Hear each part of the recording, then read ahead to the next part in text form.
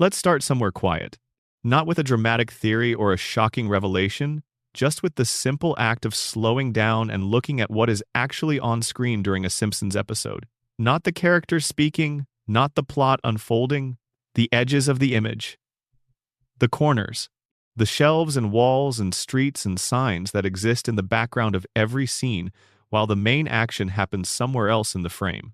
Details so meticulously placed that you would be forgiven for assuming they require no attention at all, for assuming they are merely furniture, merely the visual noise of a busy cartoon world. They are not merely furniture. The Simpsons has been constructing the world of Springfield with an almost obsessive level of background detail since its very first episode. And the cumulative effect of that attention across 36 years and nearly 800 episodes is something that most people who have watched the show their entire lives have never fully registered. The background of a Simpsons scene is not empty space waiting to be filled in by the props department. It is a second script. It is a parallel conversation running underneath the visible one, and it rewards the kind of close attention that television viewing does not typically invite. Most of us watch television the way we have been trained to watch television. We track the speaking characters, we follow the narrative, we let our eyes go where the editing and the direction and the camera placement tell them to go, and we experience the show in the register that it most loudly announces. This is a fine way to watch The Simpsons. It produces a satisfying experience every time. You laugh at the right moments, you follow the story, you understand the jokes, but you miss most of the show. So let us slow everything down tonight. Let us walk through Springfield at a pace that actually lets you see it. The first place to look, and arguably the richest location for background detail in any interior scene, is the bookshelf. Every bookshelf that appears in a Simpsons interior carries books whose spines are readable if you freeze the frame, and those spines are almost never generic.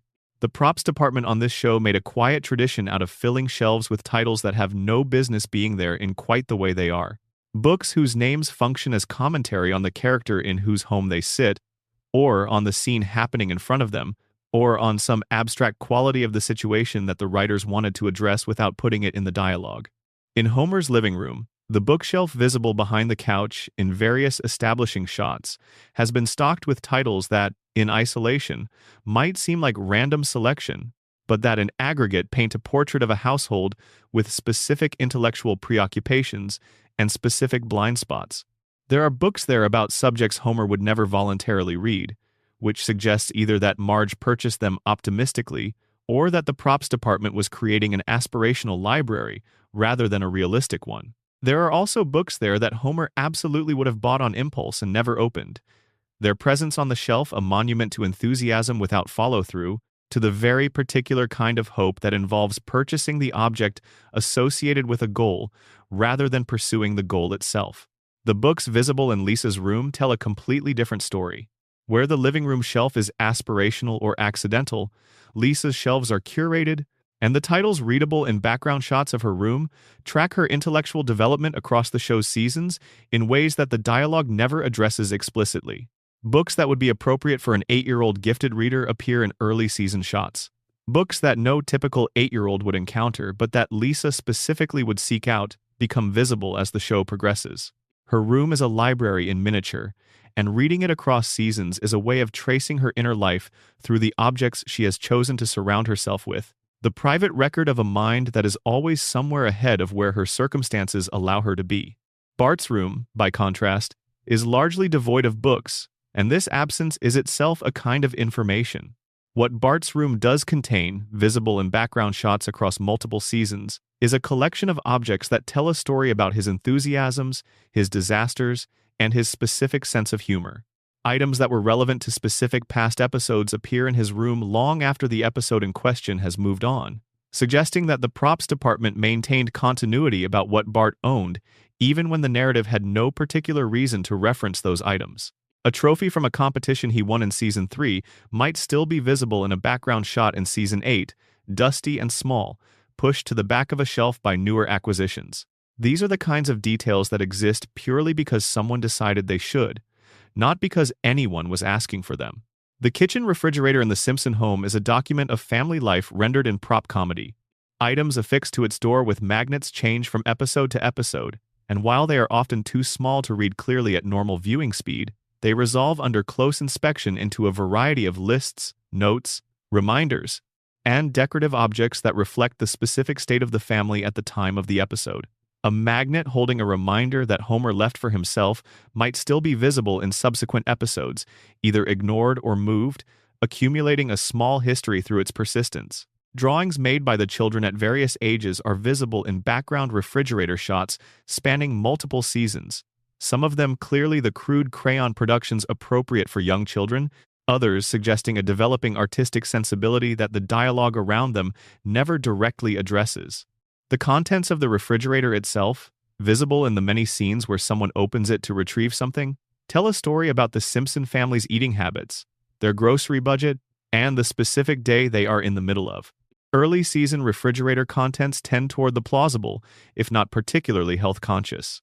Later seasons occasionally stock the fridge with items that have no business being there, alongside normal groceries, items whose presence raises questions that the episode will not answer, as if the refrigerator has developed its own internal logic independent of who is putting things into it. This is the refrigerator as a mirror of the household, full of the expected and the inexplicable in roughly equal measure. The garage deserves extended attention because it is one of the show's most consistent archives of Homer's personality. The garage accumulates evidence of Homer's impulsive acquisitions, his abandoned hobbies, his failed projects, and his incomplete intentions in ways that no single episode addresses directly. Across the seasons, background shots of the garage reveal a deepening stratigraphy of Homer's enthusiasms. Things he bought when he thought he was going to take up bowling sit next to things from the period when he was convinced he was going to fix the roof himself, next to items from the episode where he briefly became interested in astronomy, all coexisting in that space as a physical record of who Homer has been at various moments across the show's run. This accumulation is only visible if you watch the garage scenes across multiple seasons and compare what you see. No single episode will show it to you. It is a detail that the show has created by simply being consistent about what would logically be in that space, without ever asking you to pay attention to it. The garage is Homer's unconscious rendered as a prop set, available for inspection if you know to look and if you have been watching long enough to have seen what has been added to it over time. The power plant, where Homer spends the majority of his adult life, is one of the most detail-rich locations in the show's geography, and the detail is almost exclusively grim. The warning signs throughout the facility deserve particular mention because they function as a kind of institutional horror comedy. The gap between what the signs instruct employees to do and what the employees are visibly doing in any given scene is so wide that the signs seem to operate in a state of permanent irony, announcing standards that exist purely on paper while the actual workplace around them maintains a different, considerably more alarming set of standards. Some of these warning signs appear to address specific dangers that the surrounding scene is actively demonstrating, which places the sign in the role of a narrator that the characters cannot hear. A sign warning about the proper storage of certain materials, visible in a background shot where those materials are clearly being stored improperly. Is the show making a joke about institutional safety culture that requires no dialogue to land? The sign is not a punchline. It is evidence. The gap between what it says and what is happening around it is the content. The workstation in Sector 7G, where Homer operates as a safety inspector, has been visible in hundreds of episodes across the show's run, and reading it carefully reveals a workspace that is comprehensively adapted to Homer's specific approach to his job. The coffee rings on every surface, the accumulated detritus of multiple generations of donut consumption, the small personal items Homer has added to a professional environment in ways that suggest he views his workstation as a home away from home rather than as a place of safety-critical professional responsibility. The stickers and notes Homer has applied to surfaces that are presumably covered in safety-critical information tell you something about his priorities that the show has never needed to state explicitly because the visual evidence makes the statement constantly in the background of every scene set at his station. Burns's office is where background detail becomes genuinely dark, where the things visible in the corners and on the walls and shelves reveal something about the character that the dialogue, for all its directness about Burns's villainy, does not fully capture. The paintings in Burns's office are worth extended attention because they form a portrait gallery of a specific kind of power, the kind that commissions its own glorification and hangs it where it can be seen daily by the person who needed it commissioned. Several of the paintings visible in Burns's office across the show's history appear to depict scenes rendered in heroic compositional styles, the kind of compositional language used to commemorate great achievements and noble deeds, but depicting things that should not be commemorated in any register. A painting whose subject appears to be an acquisition of something not originally Burns's to acquire.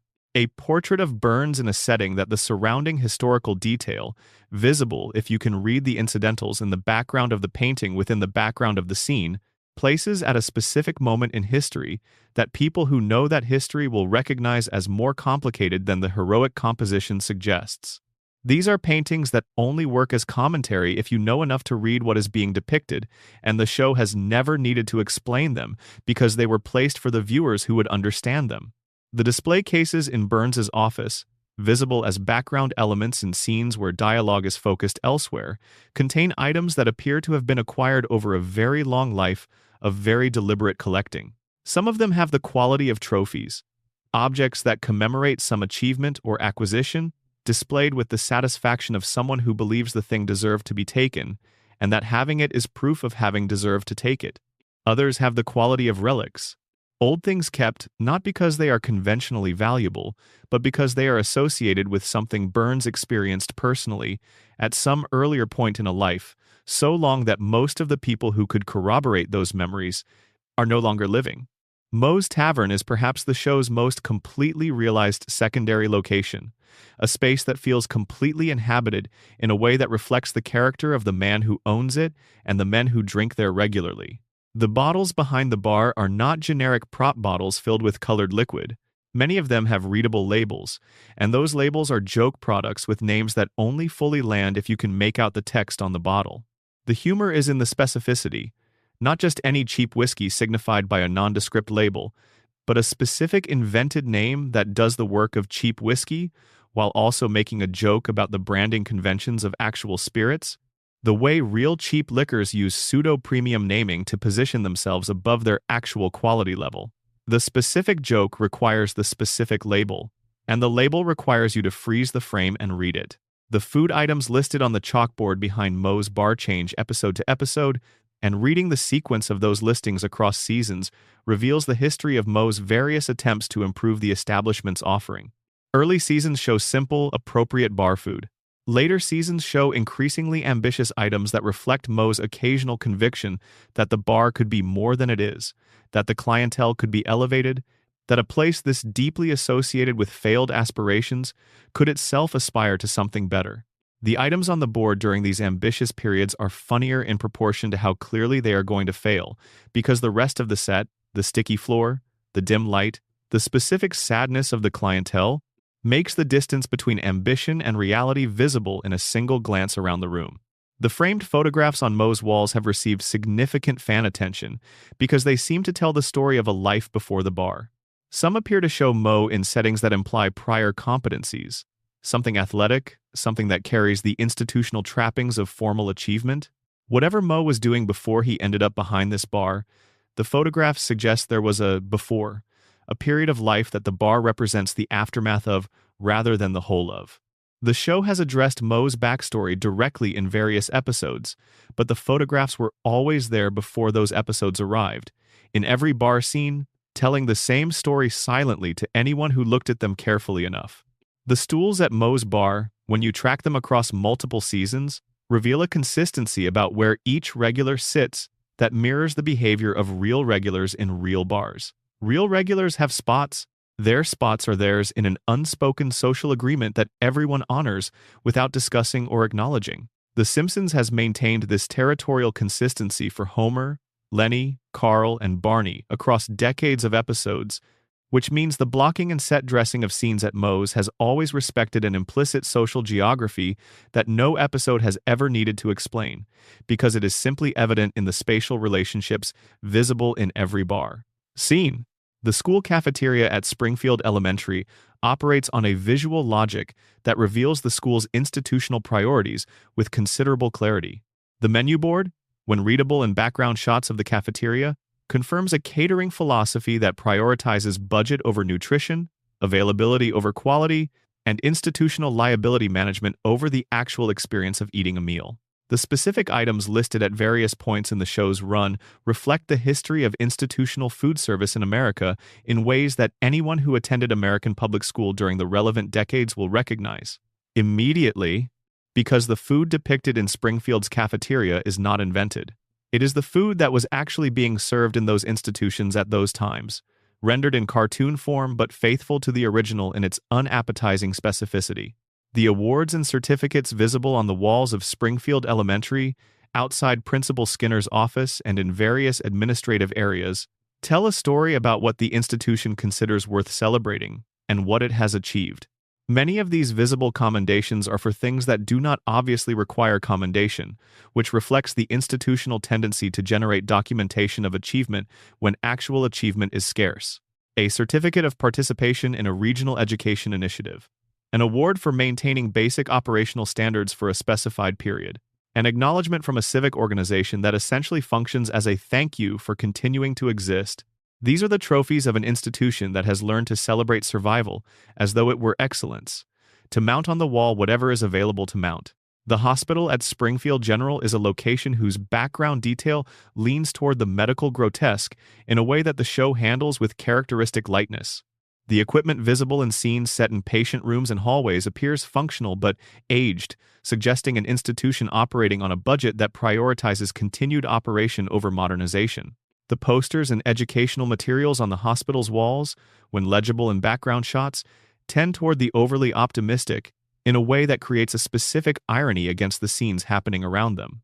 A cheerful poster about wellness visible in a room where something deeply unwell is currently happening is the hospital equivalent of the power plant's safety signs. Commentary delivered by the background rather than by the dialogue.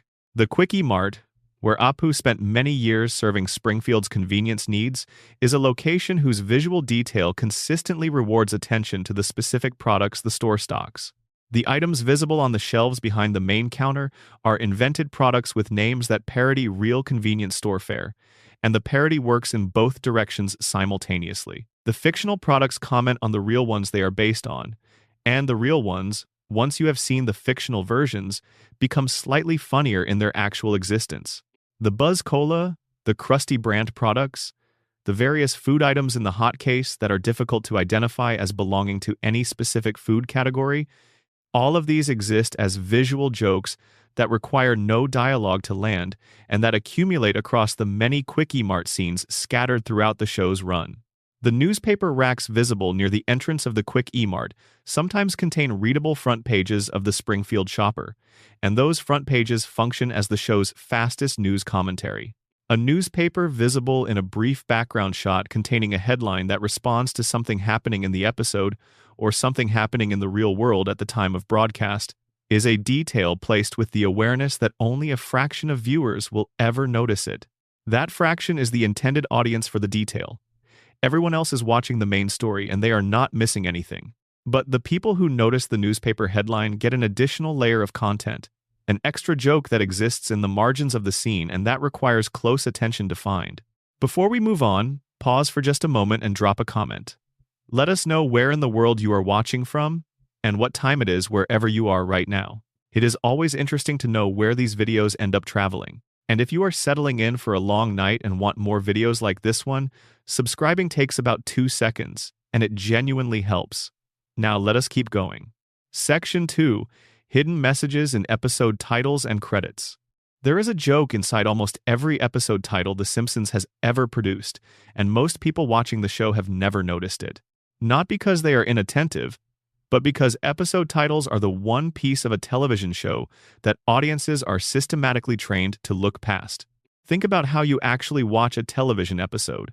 The show comes on. The title card appears, usually for a second or two, sometimes less in a streaming context where you may have already skipped past the intro sequence entirely. Your eyes might register that text exists somewhere on screen, but the actual words rarely arrive with any specific meaning because your brain has already moved forward toward the thing you tuned in to watch. The episode title is Infrastructure.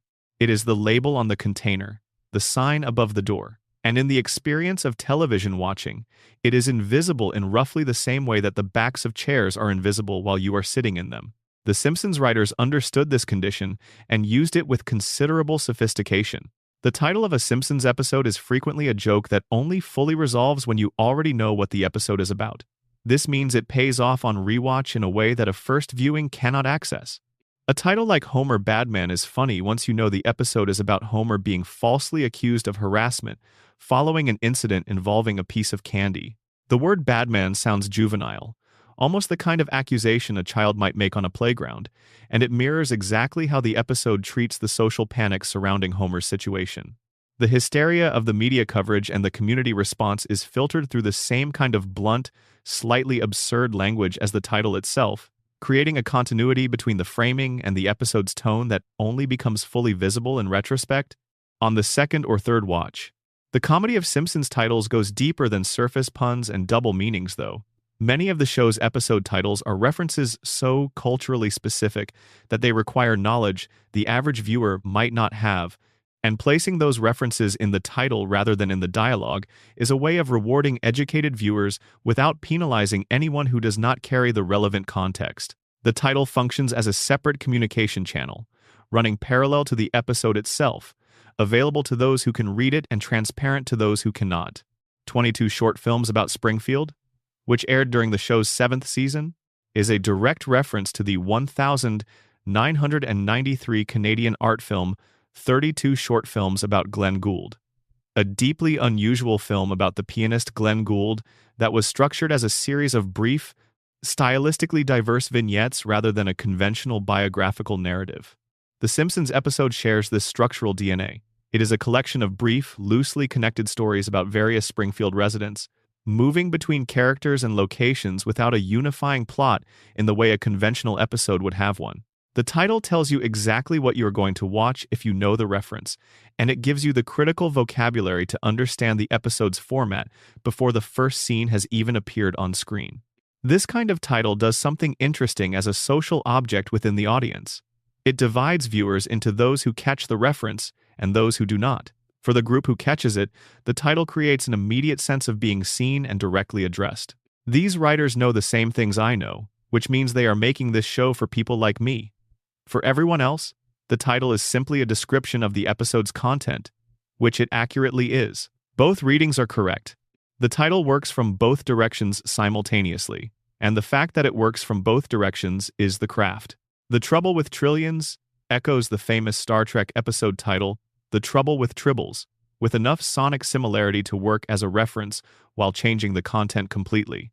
Someone who catches the Star Trek echo will spend a moment looking for the correspondence between the two episodes, finding it or not finding it, and enjoying either the connection or the gap between the expectation the title created and the episode that delivered something different.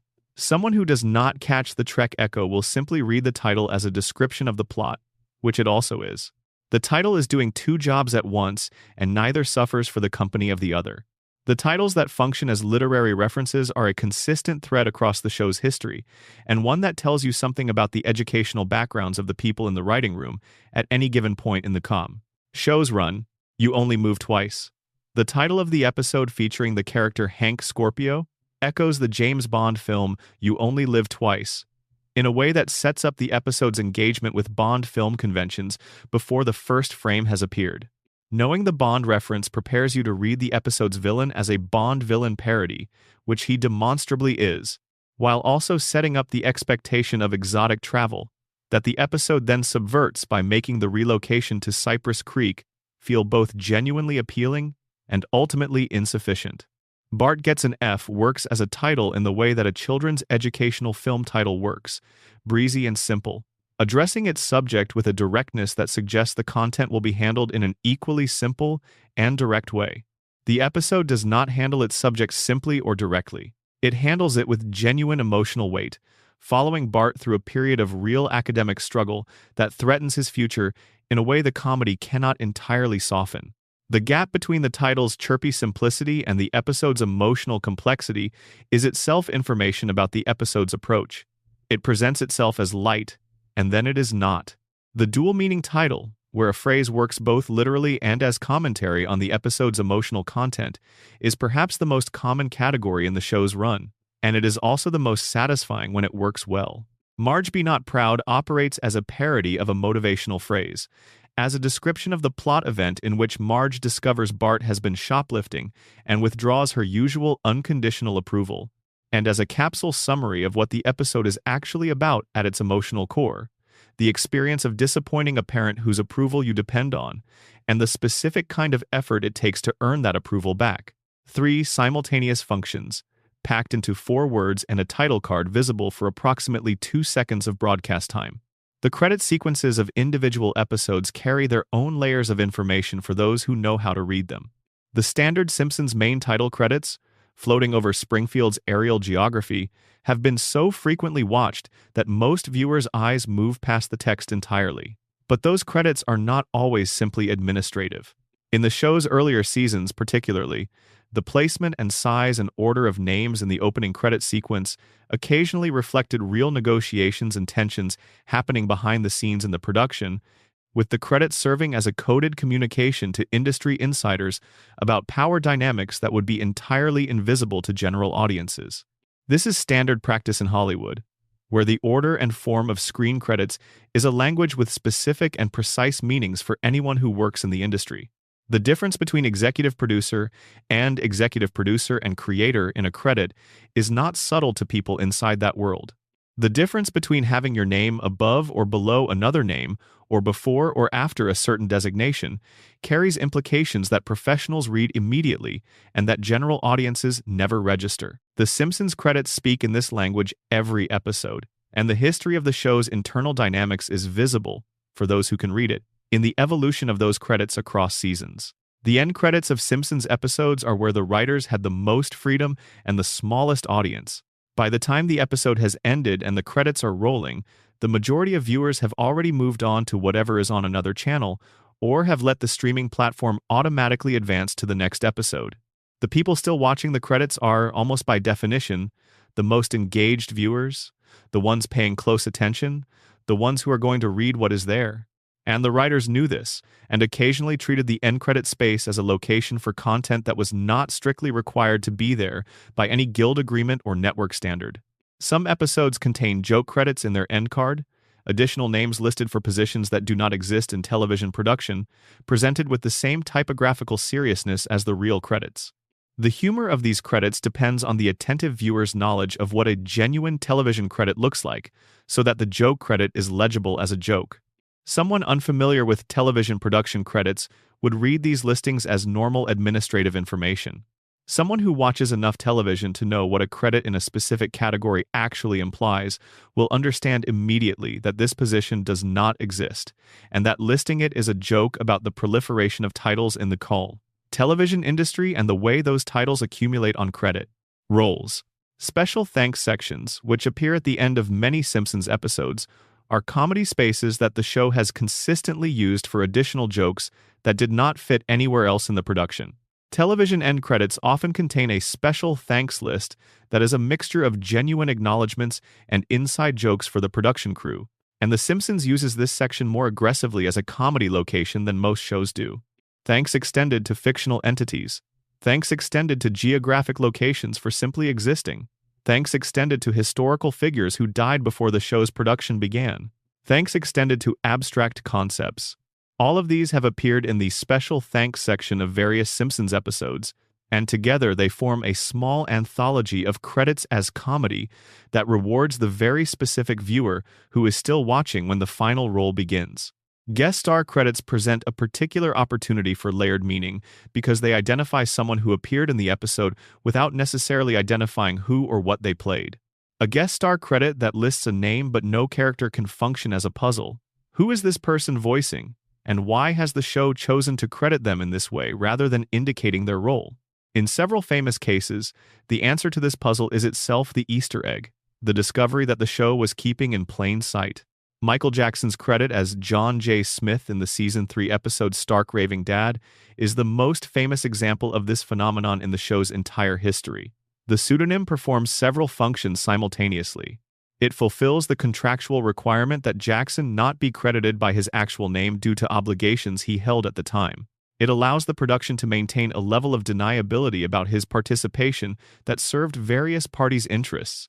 And it creates a specific kind of Easter egg, a credit that attentive viewers can look at and ask questions about that points toward a secret the show is keeping in full view.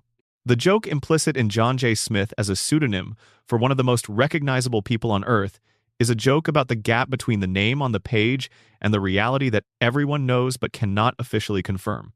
The dedication cards that appear at the end of certain Simpsons episodes, memorializing people associated with the show who have died, are the most emotionally unguarded thing the show's end credits contain. These cards appear in the closing seconds of the episode, after the main credits have finished, and they are easy to miss in the general experience of watching television. But they represent moments where the production paused its comedy machinery and its relentless self-awareness to acknowledge that a specific person was gone and that this mattered.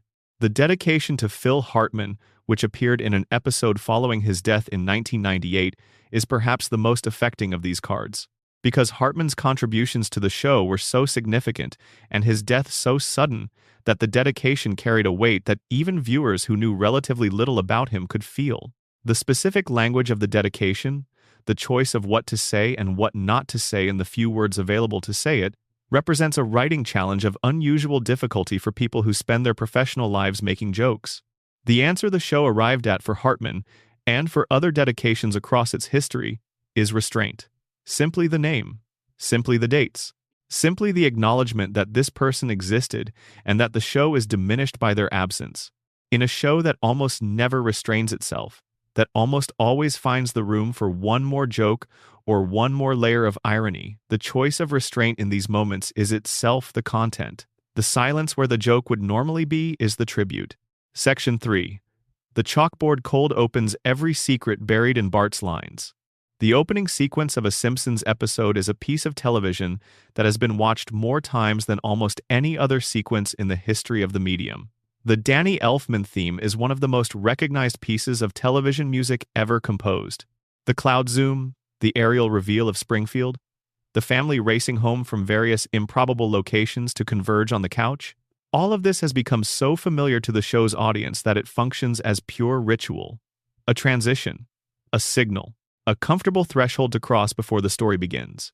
The chalkboard is part of this ritual. Every episode, Bart is at the front of a classroom writing the same sentence over and over as punishment. The sentence changes every episode, and the ritual is so deeply established that most viewers' eyes slide past it, registering the presence of the chalkboard without reading its content.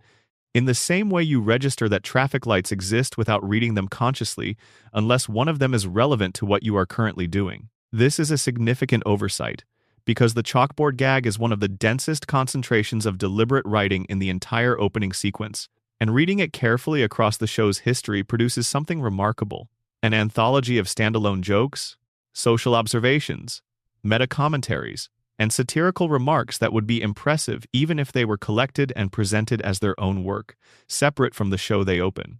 Let us consider what the format actually requires. The chalkboard gag has to be a complete sentence written by a 10-year-old as a form of punishment. It has to be funny in isolation, requiring no context from the episode that follows.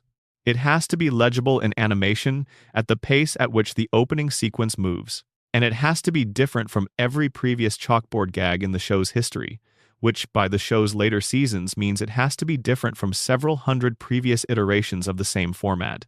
Writing a genuinely funny chalkboard gag given all of these constraints is a comedy challenge of significant difficulty. Writing one every week for 36 years is either a creative triumph or an act of sustained masochism, and possibly both.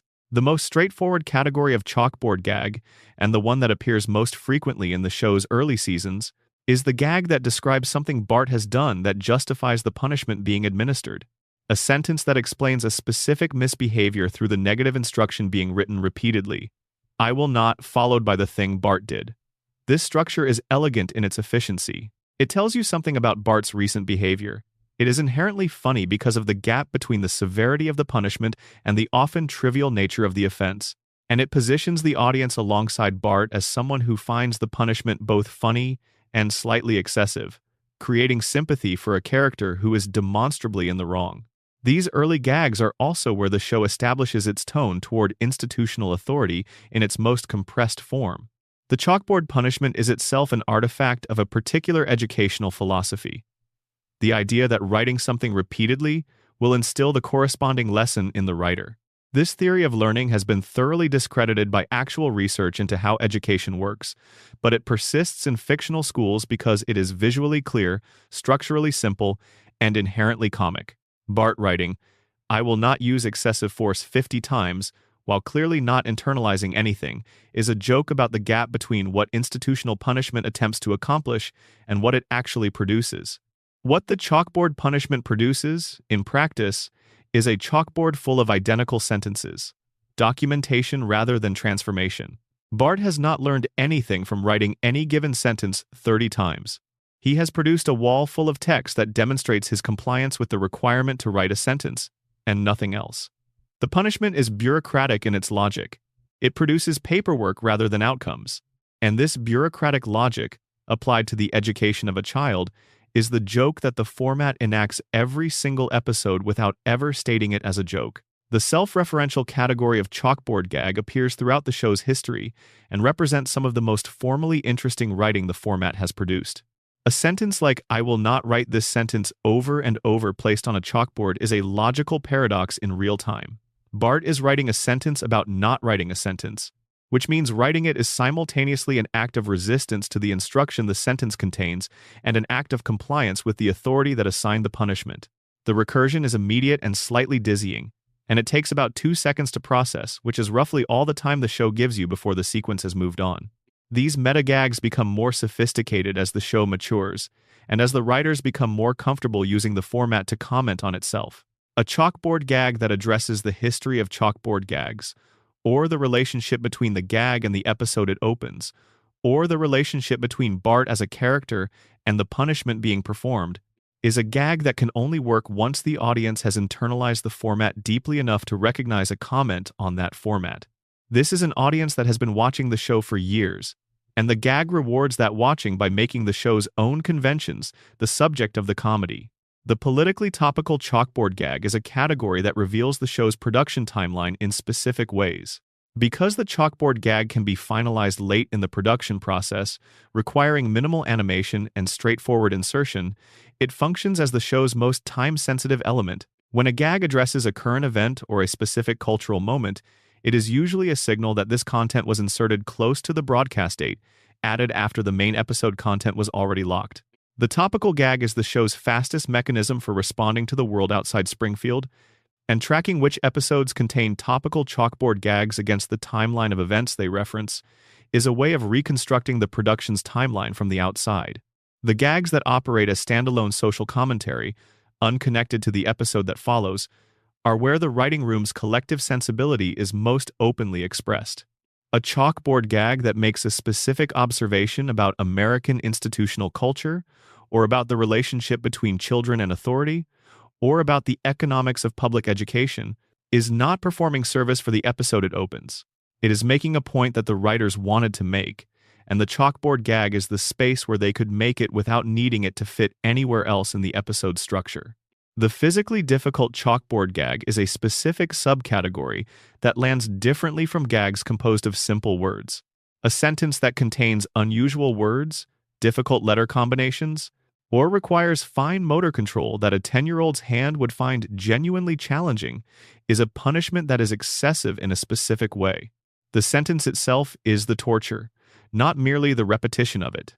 And the visual joke of Bart's labored handwriting, engaging with a particularly demanding sentence, is a layer of physical comedy added to the verbal comedy of the sentence's content, compressing 2 types of humor into a few seconds of animation. International versions of the chalkboard gag present a fascinating translation challenge that reveals what different versions of the show consider most important about the format. The gags depend on wordplay, cultural reference, and specific rhythms of English-language comedy that do not translate literally. The solutions adopted by various international versions of the show range from direct translation, which often loses the joke entirely, to localization, which recreates the joke in the target language using culturally appropriate equivalents, to simple preservation of the English original with subtitles, which changes the comedy timing significantly because the gag's speed is part of its mechanism. The chalkboard gag that was chosen for the show's very first episode, which established the format for every subsequent iteration, is worth extended consideration because it had to do something no chalkboard gag has had to do since: introduce the format itself. A viewer watching the first episode of The Simpsons in 1989 had never seen a chalkboard gag before. The format was not established. The joke was not yet a ritual. The first gag had to be funny on its own terms immediately, without the audience having any established expectation against which the gag could play. Everything subsequent to the first gag has been able to trade on the accumulated history of the format. The first gag had only itself. Across the show's 36 seasons, the chalkboard gag has maintained its structural integrity in a way that almost no other recurring element of long-running television has managed. The format has not become stale in the way that most running jokes eventually do, because the form is fixed while the content is infinite. The ritual of anticipation, the knowledge that Bart will be at the chalkboard, and that something will be written on it, and that it will be funny, is so deeply established that it can survive individual gags that are less successful than others.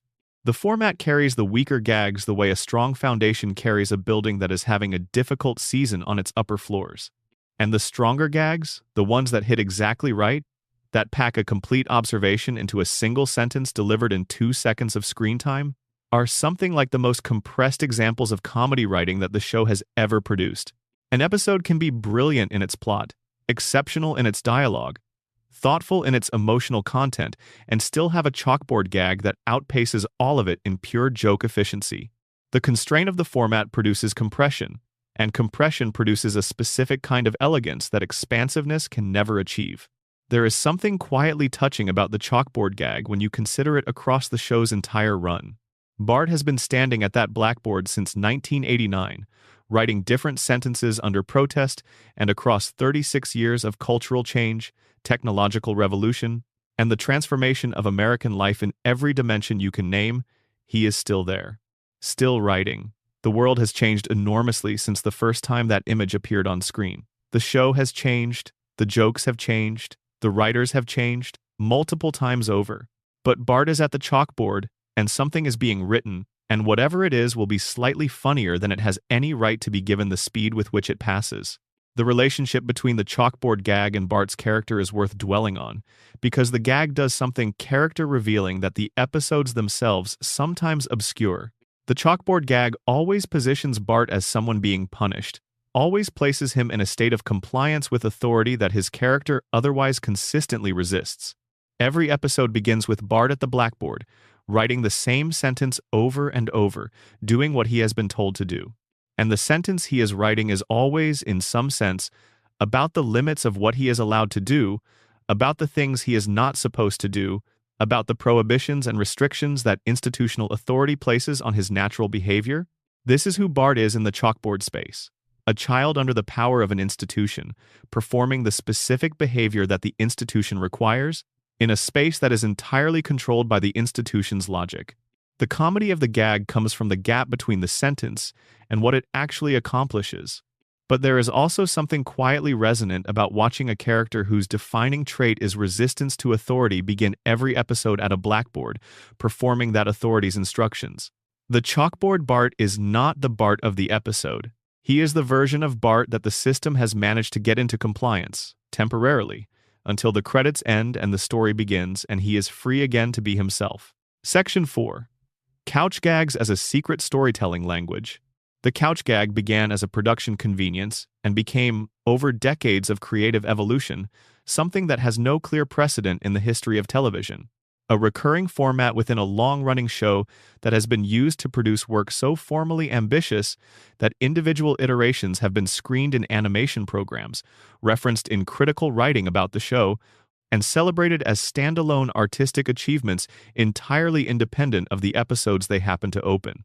This is an extraordinary outcome for what started as a way to adjust the runtime of an opening sequence by 30 seconds or so.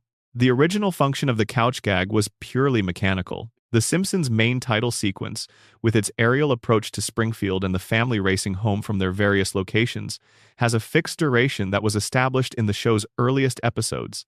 But individual episodes vary in their length, and the difference between a very short episode and a very long one must be accommodated somewhere in the broadcast slot. The couch gag is where that accommodation happens. A longer couch gag makes the opening sequence longer, absorbing some of the runtime before the story begins, while a shorter couch gag leaves more time for the episode's content. This is a solution to a production problem, and there is nothing intrinsically interesting about it. Many television shows have variable length elements that serve similar mechanical functions. What is interesting is what The Simpsons did with this practical requirement once it had been in place long enough to become a creative opportunity rather than just an operational constraint. The transition from couch gag as mechanical adjustment to couch gag as creative statement happened gradually across the show's first several seasons, and it is genuinely difficult to identify a precise moment when it occurred. The earliest couch gags are extremely simple by the standards of what the format would eventually produce: brief, usually 1 or 2 beat jokes in which something unexpected happens as the family arrives at the couch. The family sits in the wrong order. One of them is missing. The couch is already occupied by something unexpected. Something falls from above at precisely the wrong moment. These are jokes that operate on the logic of the single-panel cartoon, a fixed setup with a single surprise designed to generate a quick laugh and nothing else. They are good at this. The early couch gags are efficient in a way that the best single-panel cartoons are efficient. They get to the joke quickly, they do not overstay their welcome, and they work on first viewing without requiring any accumulated knowledge of anything beyond this specific image. But they do not do much more than this. They are not interested in formal complexity. They are not interested in commenting on themselves. They are gags in the purest sense of the word. Somewhere in the 4th or 5th season, certain couch gags begin to do something slightly different. They begin to reference things outside themselves. An art historical reference, a movie parody, a structural experiment that plays with the expectations of the format rather than simply fulfilling them. These gags are not always funnier than the simple ones. A simple, perfectly executed gag can be funnier than an ambitious gag that does not quite land. But they signal an ambition that goes beyond what the format requires, an awareness that this small space at the beginning of every episode could contain more than a quick joke.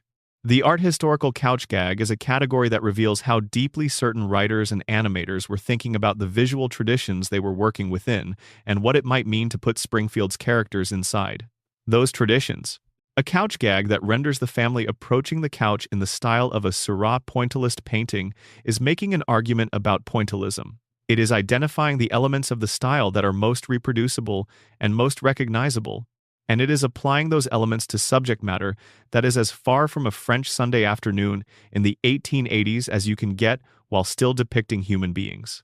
The comedy comes from the incongruity, but the visual accomplishment is genuine. This is a reproduction of a visual style that required real knowledge of the style to produce convincingly.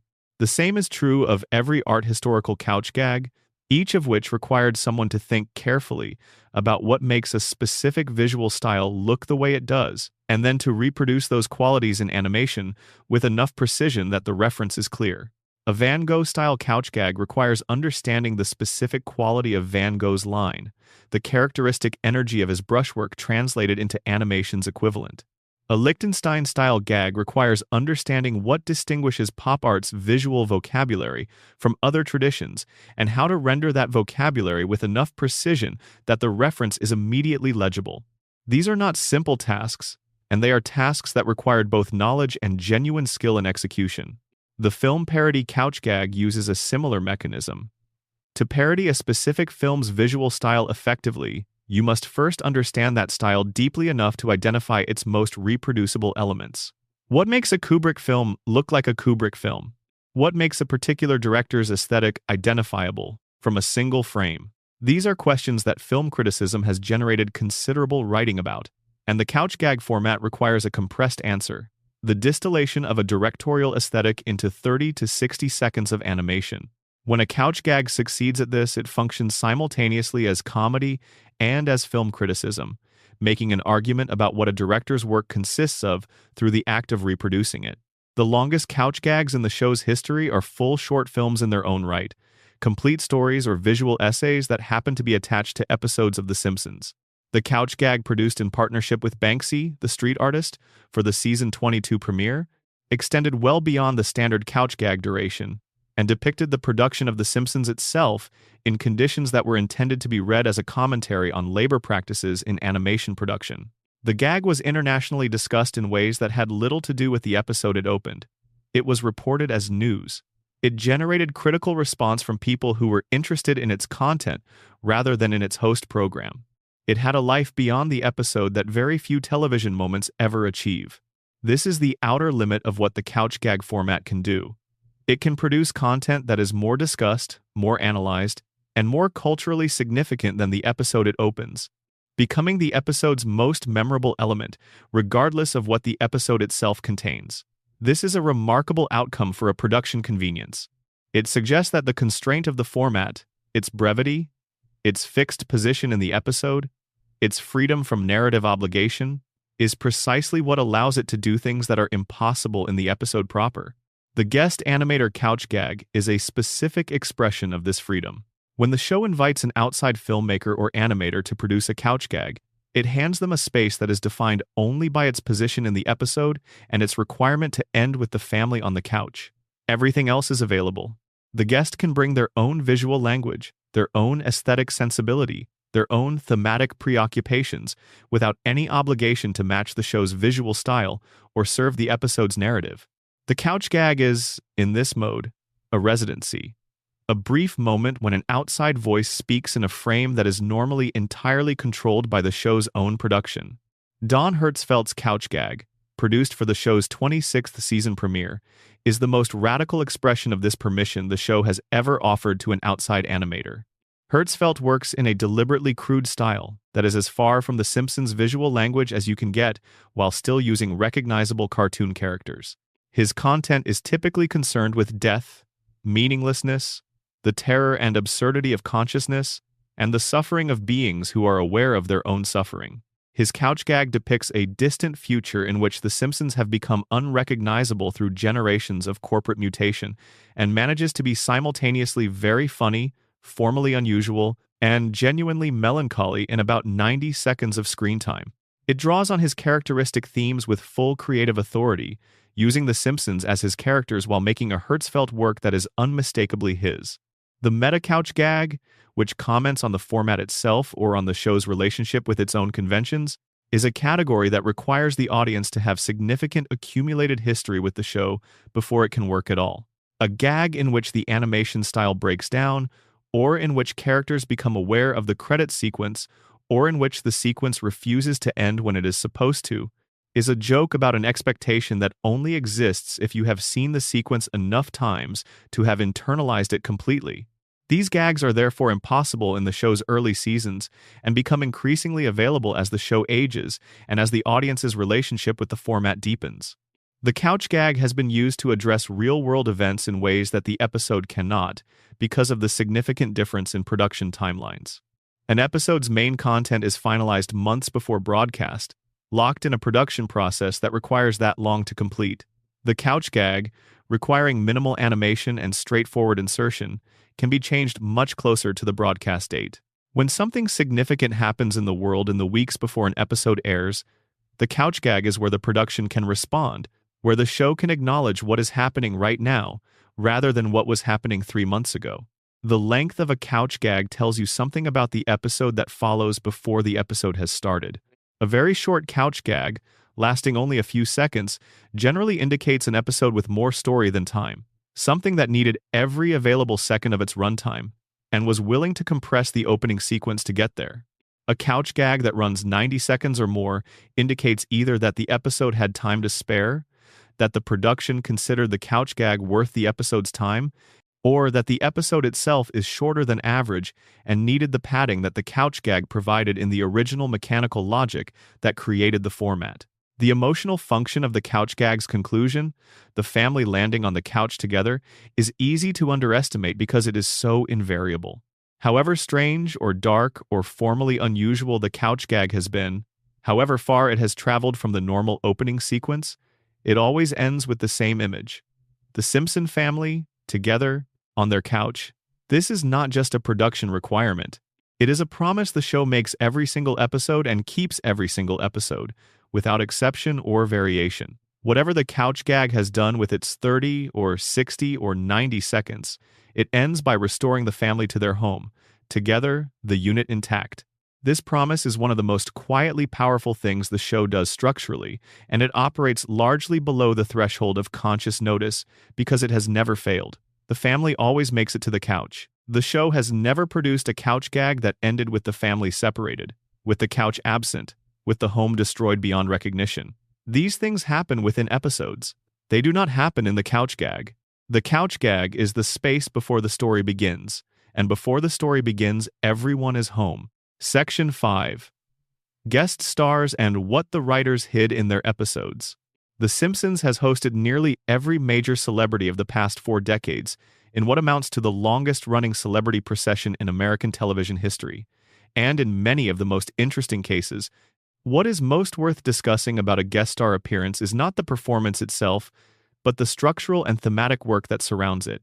The choices made about who appears in which episode, in which context, in dialogue with which characters, at which moment in the character's public biography. The show has maintained a consistent philosophy about celebrity across its entire run, one that is rarely stated explicitly but that is visible in the consistent pattern of how famous people are used. Famous people who appear in Springfield appear as versions of themselves, playing either their own name or characters who carry the weight of their public personas even when nominally fictional. The show has never treated celebrity as neutral. It treats celebrity as a form of cultural capital, as a kind of substance with its own properties that changes the character of any scene it enters, and it has always been aware of how it is deploying that capital when it brings a famous person into Springfield's gravity.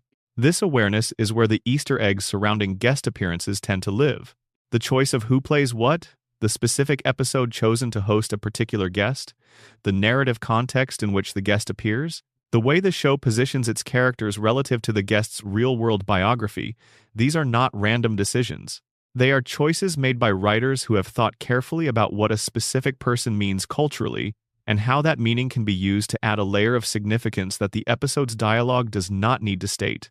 Michael Jackson's appearance in the 3rd season episode Stark Raving Dad is the most discussed guest star appearance in the show's history, partly because of its unusual production history and partly because of what the episode actually does with his presence. Jackson was credited pseudonymously as John J. Smith due to contractual restrictions that prevented him from being credited by his actual name in this context, and there is some documented complexity around whose voice is actually heard in the final episode. But the production choice that surrounds this appearance is worth dwelling on independent of these questions. The episode's stated premise is about Homer being institutionalized after wearing a pink shirt to work and being judged insufficiently conformist by Burns. But the episode pivots almost immediately from this premise to something more emotionally interesting, a story about the pain of making a promise to someone you love and failing to keep it. Bart has forgotten Lisa's birthday in the chaos of Homer's hospitalization. The emotional resolution of the episode is Bart, guided by a large white man in the mental institution who claims to be Michael Jackson, writing and performing a birthday song for Lisa. The song is genuinely touching within the episode's context, and it lands emotionally because the route to it is so unexpected, so deliberately circuitous. The Easter egg in the episode's casting is structural. It is an episode about identity, about the gap between who someone claims to be and who others believe them to be, built around a performance by someone whose identity had become one of the most discussed and contested questions in popular culture at the exact moment the episode was produced. Jackson was in 1991, when the episode was made, already in the midst of the public identity transformation that would become one of the defining celebrity stories of the decade. The episode does not address this directly. It does not need to. The casting is the commentary. The show placed one of the most famous people in the world in a mental institution, having him told by a doctor that he is delusional about his own identity, and then had him help a cartoon child write a birthday song, and the layers of this arrangement are audible to anyone who knows enough to hear them, without ever being stated by anyone in the episode. Elizabeth Taylor's appearance in the show's 4th season, voicing Maggie's first word Daddy in the episode Lisa's First Word, is a casting choice that works on multiple levels simultaneously. Taylor was at this point in her career one of the most spoken about women in American public life, a person whose voice and face had been everywhere for decades, a person whose own story was in many ways about the weight of being seen and recognized and discussed constantly. And the show chose her for the role of a character who has never said a word. The most public woman in Hollywood giving voice to the show's most silent character, in an episode whose central premise is about firsts and the words that mark them, is a casting decision that functions as a statement about the relationship between fame and silence, about what it means to finally speak after a very long time of not speaking, and about the specific weight that a famous voice adds to a single syllable. The word Taylor speaks on behalf of Maggie is daddy, which is Homer's word. The episode is structured so that the word points toward Homer, is spoken at a moment of Homer's departure, and lands as the episode's emotional climax precisely because of how long it has been withheld. Using Taylor's famous voice for this specific word in this specific moment adds a layer of cultural resonance that is available to anyone who knows who Taylor is, and that disappears entirely for viewers who do not. Both experiences of the scene are valid. The scene works without the context. But with the context, it works differently, and both of those different things are true simultaneously. Phil Hartman's recurring guest characters deserve extended consideration because they represent the only case in the show's history where a guest performer became so integral to the show's fabric that his death required a permanent structural response. Lionel Hutz and Troy McClure, both voiced by Hartman, were not simple guest appearances that came and went. They were recurring characters with established personalities, with running jokes that developed across appearances, with ongoing relationships with the main cast. Hartman performed them across multiple seasons, and they became fixtures of Springfield's social landscape in a way that characters played by guest performers rarely achieve. After Hartman's murder in 1998, the show retired both characters out of respect for the performer. This decision had consequences that the audience experiences every time the show reaches for a character in a specific role that Hutz or McClure would once have filled. The absence is an Easter egg of a painful kind, a shape visible through its own emptiness, the outline of what is no longer there. When an episode needs a shyster lawyer and uses a different character, the viewer who knows the show's history knows that the space being occupied by this different character was once Hutz's space. When a pompous presenter or pitchman is needed and a different solution is found, McClure's ghost is present in the negotiation between what this scene would have been and what it now has to be. This is the most permanent kind of Easter egg, one created by loss rather than by placement, one that cannot be found by looking in the right corner of the right frame, but only by knowing what used to be there and is no longer. Hartman's characters, in their absence, are visible to the attentive viewer everywhere the show works around the hole they left. Every scene that might once have contained Lionel Hutz or Troy McClure contains instead the evidence of the decision not to recast those roles, and that decision is itself a statement about Hartman's irreplaceability. The Rolling Stones' appearance in the show's 7th season episode, Homerpalooza, carries a meta-commentary about the relationship between rock music and commerce that the episode's dialogue gestures toward, but never fully articulates. The Stones, by the mid-90s, were one of the most commercially successful rock acts in history, a band that had become wealthy enough that their mere presence in a venue transformed it economically, that sold corporate sponsorships for world tours at figures that would have seemed inconceivable in the 60s context where their career began. The episode is about Homer becoming famous at a music festival by allowing himself to be hit by a cannonball, which is a joke about how spectacle can replace content in entertainment culture. The Stones appear at this festival as themselves, enormous and established and commercially impeccable. Their presence in an episode about the commodification of counterculture is not coincidental. They are the episode's most visible data point in the argument the show is making, and the argument is more persuasive because they agreed to be in it. When one of the bands in the episode makes a joke about selling out, the presence of the Rolling Stones playing themselves in a cartoon episode adds a dimension to that joke that the joke alone could not generate. The show is using the Stones' cultural position as a piece of comedic information, and the Stones, by agreeing to appear, are participating in a joke that is partly about them. Paul McCartney's appearance in the season 6 episode, Lisa the Vegetarian, is perhaps the most structurally consequential guest appearance in the show's history, not because of what McCartney does in the episode, but because of the condition attached to his participation. McCartney agreed to appear and to provide a song for the episode, only if the show committed to Lisa remaining a vegetarian for the rest of the series. No backsliding in a later episode, no convenience-driven reversal, no finding Lisa eating a hamburger when the plot required it. The production agreed to this condition. Lisa has been a vegetarian since that episode, which aired in 1995. This means a single production negotiation with a single guest performer created a permanent, canonical character attribute that has shaped the show's depiction of Lisa across 30 years of subsequent episodes. This is a form of guest star influence that is entirely invisible in the broadcast episode. You watch Lisa the vegetarian, you watch McCartney appear in the episode's final act, you watch Lisa commit to vegetarianism, and nothing in what you are watching tells you that this commitment is the result of a negotiation rather than a creative decision by the writing staff.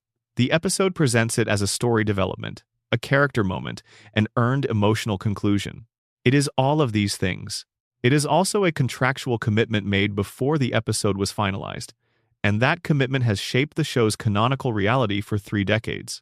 Dustin Hoffman appeared in the Season 2 episode Bart Gets an F under the pseudonym Sam Etic, which is a phonetic rendering of the word Semitic. The pseudonym fulfills its functional purpose, identifying that a guest performer was involved without identifying them by their legal name, while also containing a joke that is available only to viewers who read the credit carefully and know enough about Hoffman's background to understand the reference.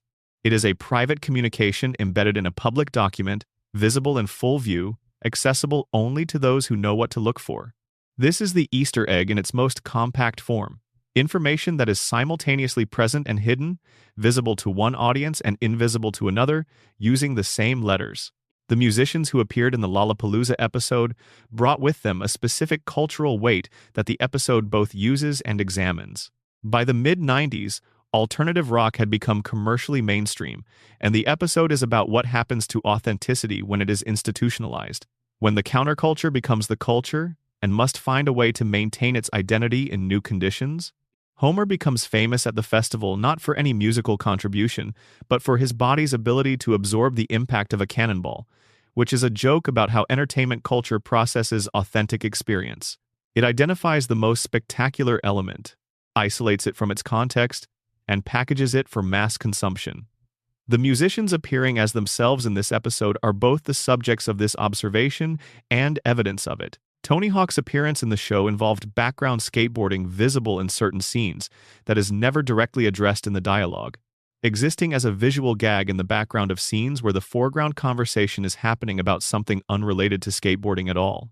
This is the Simpsons Easter egg structure at its most refined and most characteristic. Additional content for the viewer who is watching the background, completely invisible to the viewer who is watching the foreground, with no decrease in experience for either viewer. The viewer who misses the background gag loses nothing from the scene they are watching. The viewer who catches it gains something. A layer of content, an additional joke, a sense of having seen more than the episode required them to see. The guest stars who have provided voices for characters without appearing under their own names, who have contributed vocals for musical moments within episodes, who have appeared in ways that are not flagged by prominent credits or promotional material. This is a category of appearance where the Easter egg is the participation itself. The discovery that a recognizable voice has been present in an episode you have already seen, in a role you did not recognize, is a retroactive Easter egg that reframes the memory of the scene. What you heard is now different because you know who you were hearing. The guest appearances that were planned and then canceled for various reasons represent a different kind of Easter egg entirely. The traces of what almost happened, visible in drafts, production documents, and the occasional public account by participants. Several high-profile performers who were in extended discussions to appear in The Simpsons did not end up appearing, for reasons ranging from scheduling conflicts to creative disagreements to the kinds of production complications that attend any complex negotiation between people with competing interests and competing timelines. The episodes that were written with those performers in mind sometimes carry residual evidence of the original casting, character dynamics, specific jokes, plot situations that read slightly differently once you know who was originally imagined for the role and why that casting would have changed the scene. The show's engagement with celebrity over 36 years amounts to an accidental portrait of American fame, who has been famous across 4 decades, what the texture of celebrity has been at different moments, how the cultural meaning of specific famous people has changed over time, and how the show has navigated those changes. The Guest Star Archive is a document of cultural history, a list of who mattered when, organized by airdate, and each entry comes with the additional layer of whatever the writers chose to do with the cultural weight the guest brought with them into Springfield. The recurring guest performers who have appeared in multiple episodes across the show's run form a class of semi-regular characters that blur the line between guest and cast. These performers have built up a body of Simpsons work that exists in dialogue with itself across seasons. The character they play in a Season 4 episode relates to the character they play in a Season 12 episode in ways that reward the viewer who has seen both episodes and who carries the memory of the earlier appearance into the experience of the later one. Their accumulated appearances form a biography for a character who exists partly in the story and partly in the pattern of those appearances over time, visible only if you are tracking the character across seasons rather than experiencing individual episodes in isolation. Section 6. The Treehouse of Horror Easter Eggs. Every October, The Simpsons does something it cannot do any other time of year. It leaves the rules behind. The Treehouse of Horror specials exist outside the show's normal continuity, which means they are free from the show's usual commitments to character consistency, narrative causality, and the preservation of the status quo. Characters can die in Treehouse of Horror episodes, the town can be destroyed, the laws of physics can fail. The Simpson family can encounter situations that the main series cannot accommodate without permanent structural consequences, and the Halloween format gives them permission to do so, because everyone understands that none of it counts. The reset will happen. The next regular episode will find the family intact, unchanged, ready to continue the story that the Treehouse special has not disrupted. This freedom is the source of the Treehouse of Horror's most interesting Easter eggs, because when the normal rules are suspended, the show can hide things that the regular format would never permit. It can make arguments it cannot make in standard episodes. It can take positions it must usually soften into ambiguity. It can follow ideas to their logical extremes without worrying about what those extremes will require next week. The Treehouse specials began in the show's second season as a direct response to the parental objections that had greeted some of the show's darker comedy in its first season. The format allowed the production to do horror content and keep it clearly labeled, separated from the main continuity, positioned as an annual event with its own rules rather than as part of the show's regular voice. The framing was protective in its original intention. It let the show explore territory that would have been contentious if presented as a normal episode, by presenting it instead as an explicitly special event with its own different terms. What it also created, unintentionally, was a format that would prove exceptionally durable and that would accumulate its own history, traditions, and internal references across 3.5 decades.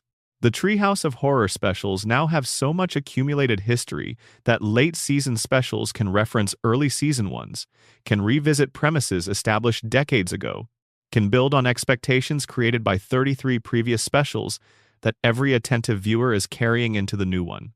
The format has developed a canon of its own, and working within that canon while also finding new things to do within it is the creative challenge the Treehouse specials present to each new season's writing team. The anthology format of the Treehouse specials, usually 3 short horror-adjacent stories linked by a framing device, descends from a specific tradition in horror entertainment.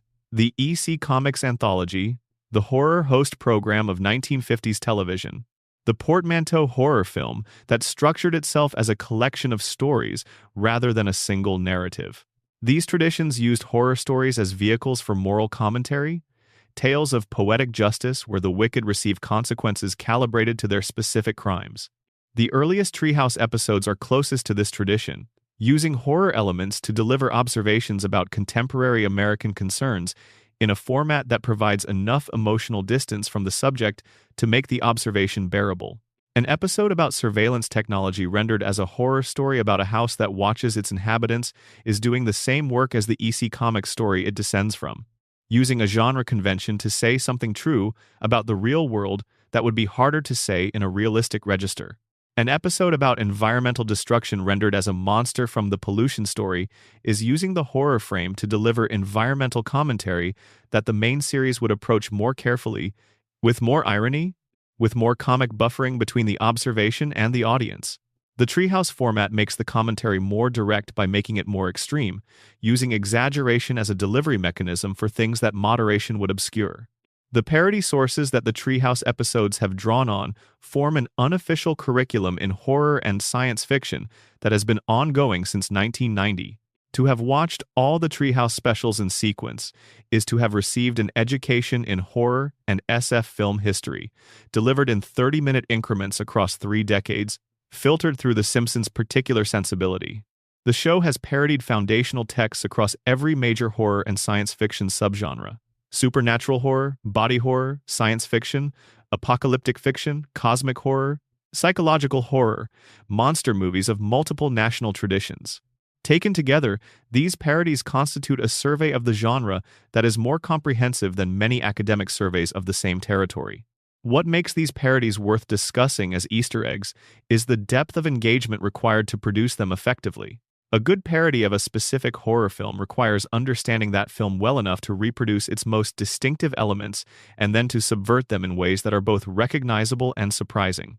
The Simpsons parody of The Shining, which appears in the second Treehouse special, is notable for knowing the original well enough to reproduce its most iconic moments with enough precision that the departures register clearly. The episode gives you enough of Kubrick's film to understand what is being parodied, and then it departs from it in the specific ways that serve The Simpsons comedy, and the relationship between the original and the parody is visible in every scene for anyone who knows both. The visual horror vocabulary of the Treehouse episodes draws on horror film's visual tradition in ways that require significant genre literacy to fully appreciate. The composition of certain shots, the use of specific color palettes, the framing and editing rhythms of individual sequences, these quote specific films and filmmakers with enough precision that viewers who know those films will recognize the quotations as deliberate references rather than coincidental similarities. The same sequence can read as simply dark and strange to someone without horror film context, and as a compressed anthology of specific visual references to someone who does. Individual Treehouse segments have occasionally been structured as formal homages to specific directors whose horror films they are drawing on, reproducing not just the content but the stylistic DNA of those films in ways that function as critical appreciation as much as parody.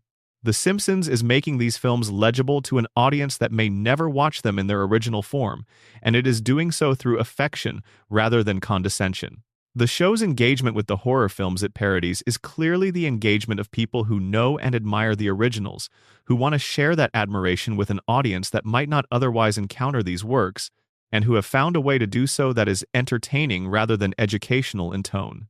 The cold opens of Treehouse specials, which often parody television broadcast conventions, are a separate category of formal experiment from the segments themselves. A cold open that reproduces the visual aesthetic of a network television warning card, or that mimics the format of a news bulletin or a public service announcement, frames the horror content within the conventions of ordinary broadcast television. This has its own unsettling quality that the horror content alone might not generate.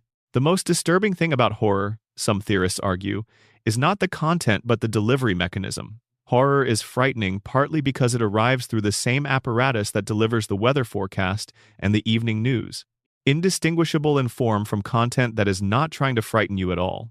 The transformation of The Simpsons' visual style within Treehouse segments is a recurring source of Easter eggs for animation-attentive viewers. The show's standard visual grammar, designed for comedy, is modified within Treehouse segments to accommodate horror's different requirements. Different lighting approaches, different color choices, different staging and blocking conventions. Viewers who know the show's standard visual language will register these modifications as deliberate departures, as formal choices made to produce a specific emotional effect that the standard visual language cannot generate. Viewers who do not know the show's standard visual language will simply experience the horror visual grammar without registering its contrast with what the opening sequence established as the show's normal register. The Treehouse specials in their later seasons have become increasingly self-referential, drawing on the special's own accumulated history to create additional layers of meaning for longtime viewers. A late-season Treehouse episode that explicitly references a segment from an early-season special is making an Easter egg that can only be found by someone who has watched both, whose watching is old enough and deep enough to carry the reference as active memory, rather than as something that would need to be looked up. These are rewards for loyalty, for the viewer whose relationship with the show is measured in decades rather than years. The episode that parodies Edgar Allan Poe, The Raven, read by James Earl Jones, is a case study in what the Treehouse format can achieve at its highest level. The episode takes a complete work of literature, one of the most famous poems in the English language, and animates it literally, while simultaneously casting Bart as the Raven and Homer as the narrator in a way that makes both the poem and the characters funnier and more interesting than either would be alone. The educational content in this segment, which introduces the Raven to an audience that may never have encountered it through any other channel, is delivered so entertainingly that it does not feel like education at all. But the effect is real. Generations of viewers know the basic form and emotional arc of this poem because they saw it animated by The Simpsons before they encountered it in any classroom or anthology. The framing devices of the Treehouse specials, which change every year and which have accumulated their own history of formal ambition, are worth attention as standalone texts. Some years the framing is minimal, a brief introduction delivered by a character in spooky surroundings that serves primarily as a transition into the first segment. Other years the framing is its own story, fully developed, with a complete arc that provides the segments with a structural context that changes how they are experienced. The most ambitious framings are the years when the show treated the wraparound as seriously as the segments, producing framing content that is as formally inventive as the stories it contains, and that creates a relationship between the segments that reading them in isolation would not reveal. The musical choices in the Treehouse specials are consistently richer in horror film reference than the incidental music of regular episodes, drawing on specific composers and specific scores from horror cinema's history in ways that attentive listeners will recognize as tributes or parodies depending on how they are deployed. The Simpsons orchestra, under the direction of Alf Clausen during most of the show's run, was capable of reproducing the specific tonal qualities of different musical traditions with considerable precision. And the Treehouse specials were a space where that precision could be deployed in service of specific horror music references that would reward viewers who knew their horror soundtracks. The Treehouse of Horror numbering system has its own internal joke that the show has maintained for the entire run of the specials. The Roman numerals used to number each special have occasionally been the subject of commentary within the specials themselves, with characters acknowledging the numbering in ways that break the fictional frame. This acknowledgement of the special's own sequential nature is a form of self-awareness that is characteristic of the show more broadly, but it is particularly vivid in the Treehouse context because the special's seriality is itself unusual. They are the only part of the show that is explicitly numbered, and that accumulates a record of its own history through that numbering. The shadow of the Treehouse special's most beloved segments falls across the entire category, creating a canon against which every new special is implicitly measured by the show's most attentive viewers. Certain segments have become reference points for the entire format, the standard of excellence against which new ambition is assessed. This canonical weight means that recent Treehouse specials exist in an unusually complex relationship with the show's own history, simultaneously free from the main series continuity and bound by the expectations created by the special's own accumulated achievements. It is a freedom that comes with its own set of inherited obligations. Section 7. Hidden references to real events. The writers slipped past the censors. Television censorship has always been a negotiation. On one side, a network with concerns about content, advertisers, broadcast standards, and the public relations consequences of airing something that causes an organized response. On the other side, a writing staff with things to say that the network may not want said in the way the writers want to say them. The history of television comedy is partly a history of this negotiation, of the strategies writers have developed to communicate what they want to communicate through a system designed to filter certain communications out. The Simpsons writers have been engaged in this negotiation since the show's first season, and they have been remarkably good at it. The show has managed to address topics that network television standards would nominally exclude, to make arguments that the network's business interests would nominally discourage, and to reference real events and real people in ways that the legal department would nominally have stopped if presented in a more direct form. The strategies they developed for doing this are the subject of this section. And understanding those strategies is understanding something important about how the show works at its most sophisticated level. The first and most fundamental strategy is indirection. A direct statement of a position is easily identified as that position and either approved or rejected by the network standards department. An indirect approach that arrives at the same position through metaphor, analogy, fictional parallel, or comic exaggeration is harder to identify as that position and therefore harder to reject.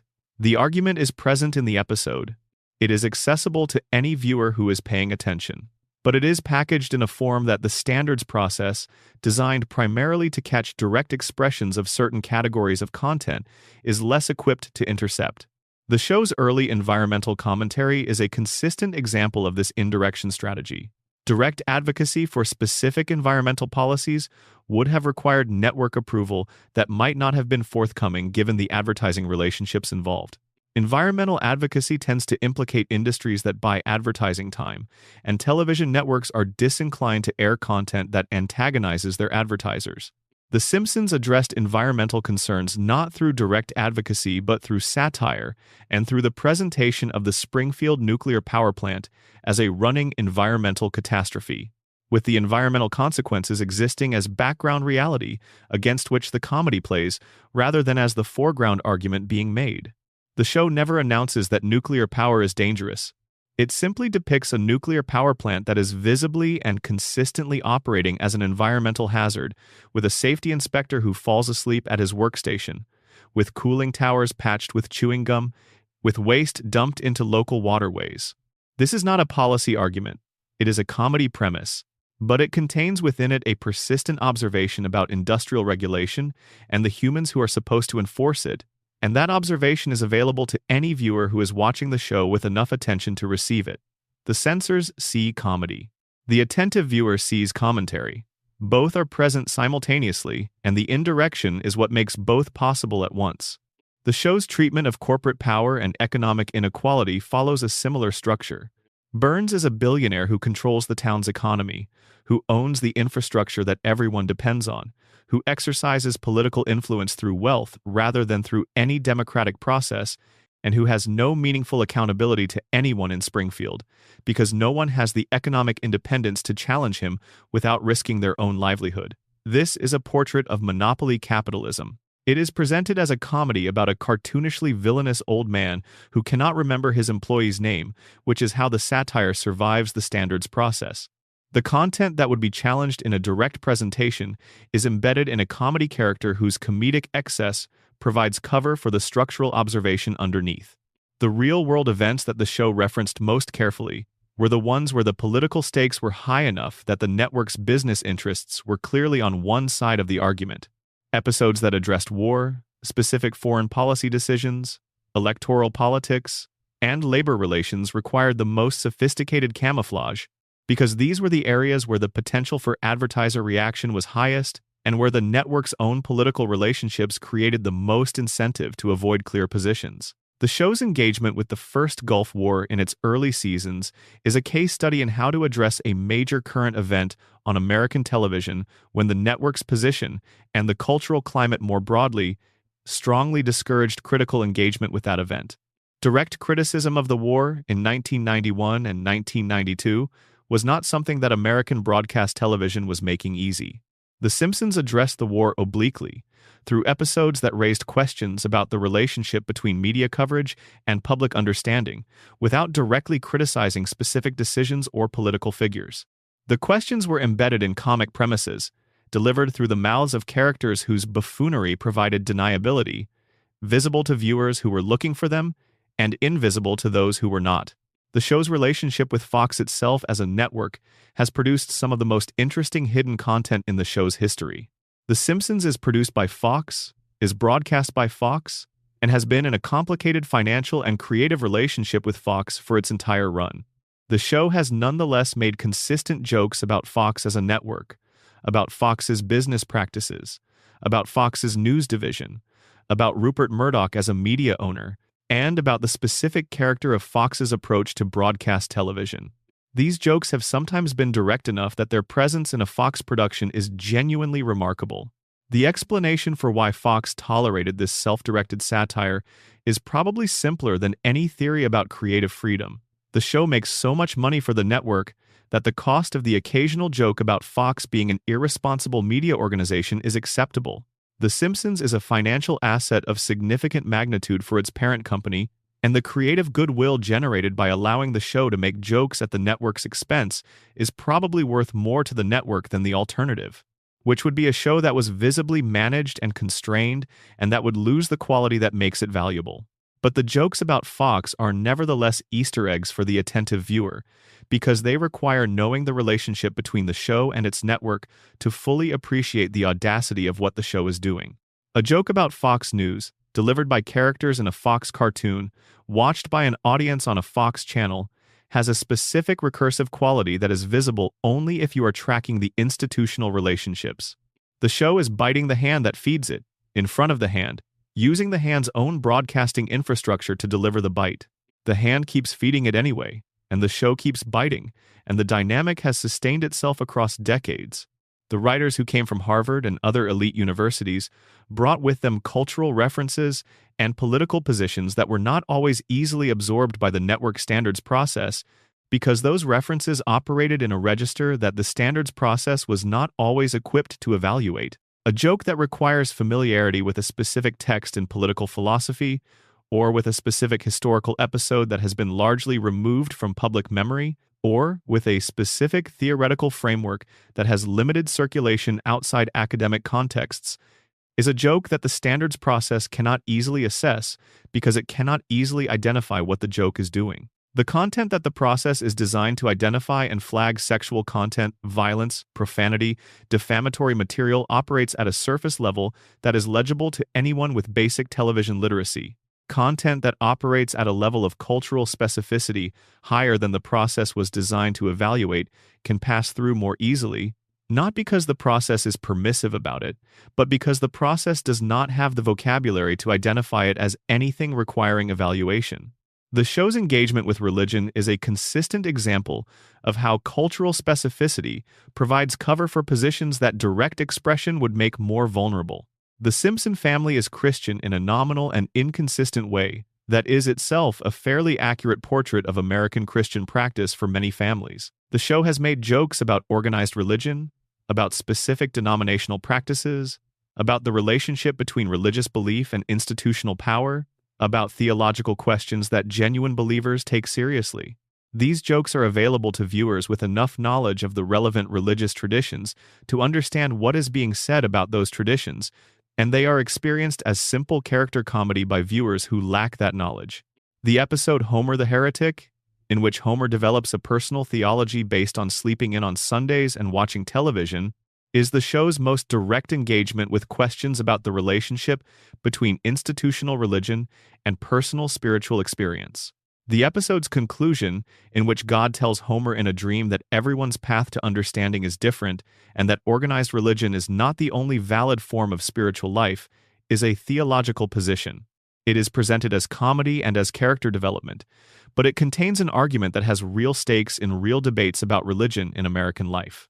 The episode delivers this argument with enough affection for its characters and enough comic cover that it avoids the organized response that a more direct statement of the same position would likely have generated. The show's political references are at their most interesting when they are embedded so deeply in cultural specificity that they function differently for different audiences simultaneously. An episode that makes a joke that American conservatives will read as endorsing their position and that American liberals will read as mocking their position is doing something more sophisticated than simple political comedy. It is making a joke that is received differently depending on the viewer's prior commitments, that gives each viewer the experience of being understood and agreed with, while actually making a more complex observation about the positions themselves that neither simple reading captures. This kind of joke is genuinely difficult to write and requires precise control of tone and framing, and the show's best political comedy achieves it more often than it should be possible to. The writers also developed the technique of embedding current event commentary in the show's historical flashback episodes. A story told in the present day, about something happening now, with clear political content, faces the full force of the network's sensitivity about current events. A story told as a historical flashback, depicting events that happened in the past, framed as character history rather than as political commentary, can contain the same political content at one remove from the present, giving the network's sensitivity apparatus enough distance from the current moment that the same content clears the standards process more easily. The historical frame provides deniability about the contemporary reference, and the contemporary reference is present for anyone who knows enough to find it. The show's engagement with labor relations is consistent and persistent throughout its run in a way that is remarkable for network television. Homer is a union member, and the show has repeatedly depicted union organizing, labor disputes, collective bargaining, and the relationship between workers and management in ways that are generally sympathetic to labor and generally critical of management. This is a political position. It is not neutral about the relationship between workers and employers, and it is not designed to be. But it is delivered through comedy, through character, through the specific dynamics of Homer's relationship with Burns, in a way that the network's standards apparatus experienced as character comedy rather than as advocacy. The specific real-world events that the show has referenced most daringly are the ones that were so recent at the time of writing that the reference required the writers to have the courage to address something before the cultural conversation about it had settled into comfortable form. A joke about an event that happened 3 years ago that has been processed and discussed and analyzed carries less risk than a joke about an event that happened 3 months ago that is still raw, still contested, still capable of generating the kind of organized reaction that advertisers find uncomfortable. The show's best current event jokes are the ones that arrived early enough to be genuine acts of commentary rather than retrospective observation. Understanding what the show managed to say and how it managed to say it requires understanding what network television in the relevant periods was designed to prevent being said. The constraints of the system are the context in which the show's creative strategies make sense. And understanding those strategies, understanding the specific mechanisms by which content was embedded in comic form to pass through a system designed to filter it out, is understanding something important about how the show earned its reputation as the most sophisticated comedy in the history of American network television. The legacy of this approach is visible in every show that came after The Simpsons and that uses similar strategies. The entire tradition of animated adult comedy that followed The Simpsons, the shows that used the protection of cartoon format to address content that live-action broadcast television could not accommodate, drew directly on the techniques The Simpsons had spent years developing. The Simpsons invented a vocabulary for this kind of work, and the vocabulary it invented has been in continuous use ever since. What the censors saw across all those years was a cartoon about a funny family in a funny town with funny things happening to them. What the writers were producing behind that surface was one of the most sustained acts of social commentary in the history of American popular entertainment. Both things are true. That is the achievement. Section 8. The long game callbacks and planted seeds across decades. There is a specific pleasure available only to viewers who have watched a very long television series attentively and over a long period of time. The pleasure of recognition across distance. A detail planted in a fourth-season episode that resolves, or resonates, or echoes in a 22nd season episode produces something that no single episode can produce on its own. It produces the sensation of a long memory being rewarded, of having carried something forward across years of watching, and then finding that the thing you carried has suddenly become relevant. The writers put it there. They were thinking about you, the attentive viewer. They were trusting you to remember. The Simpsons has been planting these seeds for longer than most of its current audience has been alive, and the garden they have produced is larger and stranger and more intricate than any single viewer has managed to map completely. What follows is an attempt to walk through some of its most significant paths. The first category of long game callback is the character detail that appears once, briefly, apparently as a joke, and then returns years later as the foundation for a full episode or a significant plot development. These are the seeds planted most deliberately, because the writers who plant them know they are planting them. They are establishing something in the audience's consciousness that a future writing team will be able to draw on. The challenge with these seeds is that they must be memorable enough to survive in the audience's mind across years, but unobtrusive enough that they do not telegraph the future development they are setting up. A detail that is too prominent will make the later development feel expected rather than earned. A detail that is too subtle will not be remembered at all when the development arrives. The precision required to land exactly between these two failure modes is significant. The Lisa's future episodes are the most explicitly long-game content the show has produced, because they are, by definition, about time, about what the present moment will become, about the relationship between who these characters are now and who they might eventually turn out to be. The Season 6 episode, Lisa's Wedding, establishes a future for Lisa that subsequent episodes have had to navigate, either honoring the details of what was established or departing from them in ways that acknowledge the departure. The episode is a planted seed that has been growing in the background of the show's canon for 30 years. What makes this seed particularly interesting is that it was never meant to be taken as canonical fact. Lisa's wedding is presented as a vision, as a fortune teller's reading of a possible future, bracketed by the framing device in a way that allows the show to disavow any commitment to the specific details. This is the show's most common protection against the long-term consequences of its own planted seeds. The framing that positions the content as non-canonical, as hypothetical, as a dream or a vision or an alternate timeline, while still allowing it to exist as a reference point in the audience's memory. The seed is planted. The disclaimer prevents the harvest from being legally binding. The Sideshow Bob arc is the show's most sustained example of long-game character development across multiple episodes and seasons.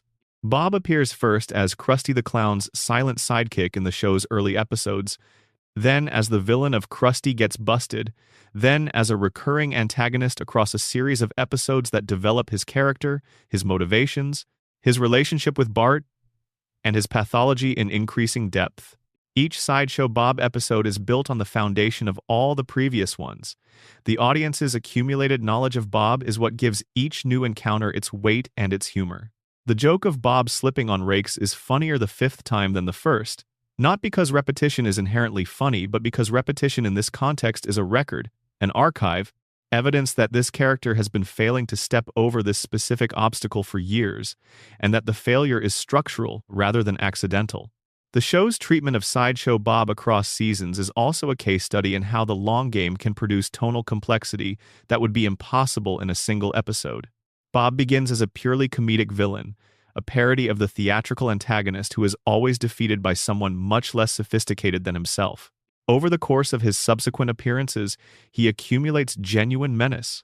The episode in which he actually succeeds in threatening Bart's life, in which the comedy is suspended long enough for the stakes to feel real, is possible only because of the years of comic buffoonery that preceded it. The character earns his darker moments through his comic history, and his comic history is funnier because of the darker moments that retrospectively reveal what he was always capable of. The running thread of Homer's relationship with his own incompetence across the show's run is a long-game arc that plays out not through plot but through accumulation. Homer is incompetent in Season 1. Homer is incompetent in Season 36. This is not a character flaw that develops or resolves across the show's run. It is a fixed condition of Homer's character.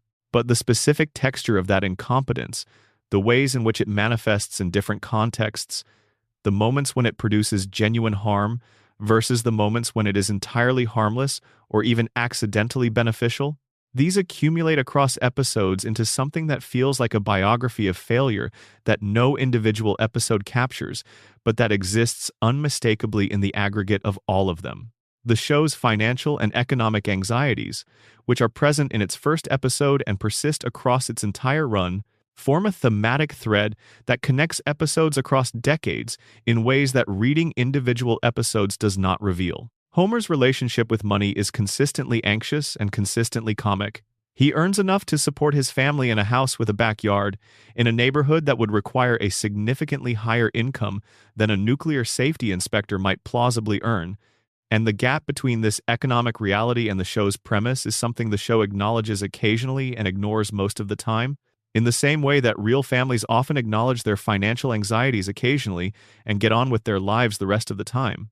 The moments when the show acknowledges this gap, when it allows Homer's economic anxiety to become foregrounded, when it depicts the family facing genuine financial pressure, rather than simply assuming the resources are available, are the moments that resonate most deeply with the audiences who watch the show across years. These moments are connected across seasons by the underlying anxiety they address, and a viewer who has watched all of them carries a composite picture of Homer's relationship with money that is richer and more accurate than any single episode provides. The Maggie shooting of Burns, which is the show's most sustained mystery, is also its longest-running planted seed, in the sense that it is an event placed in the canon in Season 6 that subsequent episodes have continued to reference, revisit, and complicate across the decades that followed. The mystery of who actually shot Burns, the question of whether the official answer is the correct one, and the various competing theories about what actually happened in that parking lot. All of these have been maintained in the background of the show's canon, available to any episode that wants to engage with them, never resolved in a way that forecloses further engagement. This is the planted seed as permanent resource, an event established in the show's history that is rich enough and ambiguous enough to generate new content indefinitely. Every episode that references the Burns shooting is drawing on the canonical fact of the event and on the surrounding ambiguity that the show has always maintained around the circumstances. The seed never stops producing because it was designed to be inexhaustible. The ambiguity is the resource. The mystery is the mechanism. The recurring locations of Springfield function as long-game Easter eggs in a specific way. They accumulate histories across episodes that are visible to viewers with long memories, but that operate as simple background for viewers without that memory. Moe's Tavern is not just a bar in any given episode. It is a location with a history visible in its details. The patrons who have sat at its bar, the events that have taken place within its walls, the changes in decor and clientele that mark the passage of story time. A viewer encountering the tavern in a recent episode and carrying memories of the tavern in early episodes sees it differently than a viewer encountering it for the first time. The Springfield Elementary cafeteria, the power plant break room, the church where Reverend Lovejoy delivers his tepid sermons, the retirement castle where Grandpa resides, all of these locations have accumulated histories that the show deposits into them incrementally across episodes, and that reveal themselves fully only to the viewer who has been present for the deposits. The locations are living archives of the show's history, and the Easter eggs they contain are not planted in individual frames, but in the accumulated weight of everything that has happened within them across decades. The Flanders family across seasons constitutes one of the show's most interesting long-game character arcs, because the development of Ned Flanders from simple, neighborly foil to genuinely complex character with a traumatic backstory and a psychological architecture that explains his surface behavior is a development that happened gradually across years without any single episode announcing itself as the definitive statement of who Ned is. Each episode that deepened our understanding of Ned added to a cumulative portrait that retrospectively changed the way earlier, simpler episodes read. Knowing Ned's psychological history, knowing what is underneath the relentless niceness, you cannot watch the early Flanders scenes in the same way you watched them before knowing this. The long-game character development has retroactively enriched the entire archive. The show's recurring joke characters Hans Moleman, Disco Stu, Sideshow Mel, Professor Frink accumulate their own histories across episodes in ways that make them richer on the 15th encounter than on the first. Part of what is funny about Disco Stu's commitment to a decade that has been over for longer than most of the show's audience has been alive is that the passage of time within the show has made this commitment more extreme, more anachronistic, more specifically funny, in a way that is only available after the show has been running long enough for the distance from the 1970s to become genuinely vast. The joke is funnier at year 36 than at year 1, and the mechanism of this improvement is time itself. The accumulation of real years, making the fictional anachronism more pronounced. The crossover references between The Simpsons and other shows within the Fox network, which have become more frequent in later seasons, constitute a specific kind of long-game Easter egg that requires the viewer to be tracking multiple shows simultaneously. A reference to an event in another Fox animated series that then receives a callback in a Simpsons episode months later rewards the viewer who is watching both shows and who carries information from one into the experience of the other. These crossover Easter eggs require the most work from the audience because they demand investment across multiple texts rather than simply long investment in one. The show's engagement with its own history, which has become increasingly prominent in later seasons as the show's archive has grown large enough to constitute a significant portion of American television history, is itself a long-game Easter egg. The self-referential content that the show produces is readable as content about the show's history only if you have enough of that history accessible in memory to recognize the references.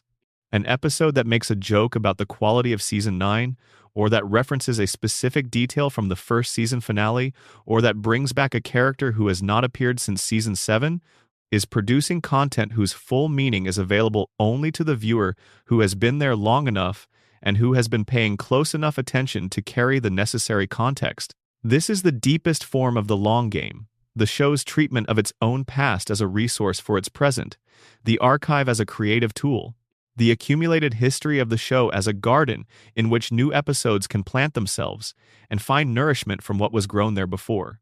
The viewer who has watched all of it, who carries decades of Springfield in their memory, is the audience for whom this garden is fully visible. Everyone else sees a comedy. Both experiences are real. But only one of them is the full experience of what the show has been building across all that time. And somewhere in the gap between those two experiences, between the viewer who is watching for the first time and the viewer who has been watching since 1989, lies the specific pleasure that no other television show has been in a position to offer for as long as The Simpsons has. The pleasure of the long memory, rewarded. Section 9. Easter eggs hidden in plain sight. The visual gags you missed. The Simpsons is an animated show, which means every single thing you see on screen was put there deliberately. In live-action television, the background of a shot contains whatever happens to be present in the location where filming is occurring, filtered and managed but never fully controlled. A painting hanging on a wall in a live-action television show is a painting someone chose or approved or failed to notice, but it exists in the shot as a consequence of the physical world's presence in the frame. In animation, nothing is in the background by accident. Every object, every piece of text, every poster on a wall and label on a bottle and sign above a door was drawn by someone who decided it was worth drawing. The background of an animated shot is a authored document. This means that the visual background of every Simpsons scene is available for gags, references, and hidden content in a way that no live-action show's background is, and the show has been exploiting this availability since its first episode. The visual gag hidden in the background of a scene is the most purely animated form of Easter egg. It requires no audio, no dialogue, no performance, only the attention of a viewer who is looking at the whole frame rather than following the dialogue to the foreground. The books on the shelves of Springfield's various locations have been a consistent source of background visual content across the show's entire run. The Simpson family bookshelf, visible in episodes where the living room background is seen clearly, contains titles that range from jokes to actual books, to invented titles that read as jokes only if you know the original work being referenced.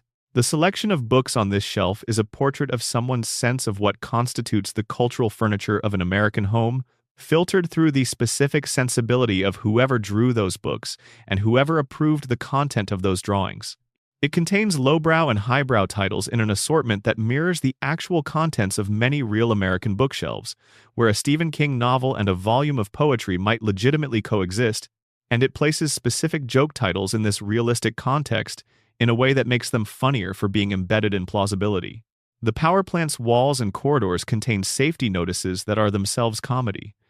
The regulations posted in official-looking format that, when read carefully, describe conditions or prohibitions so specific or so absurd that they imply a history of specific incidents that made each regulation necessary.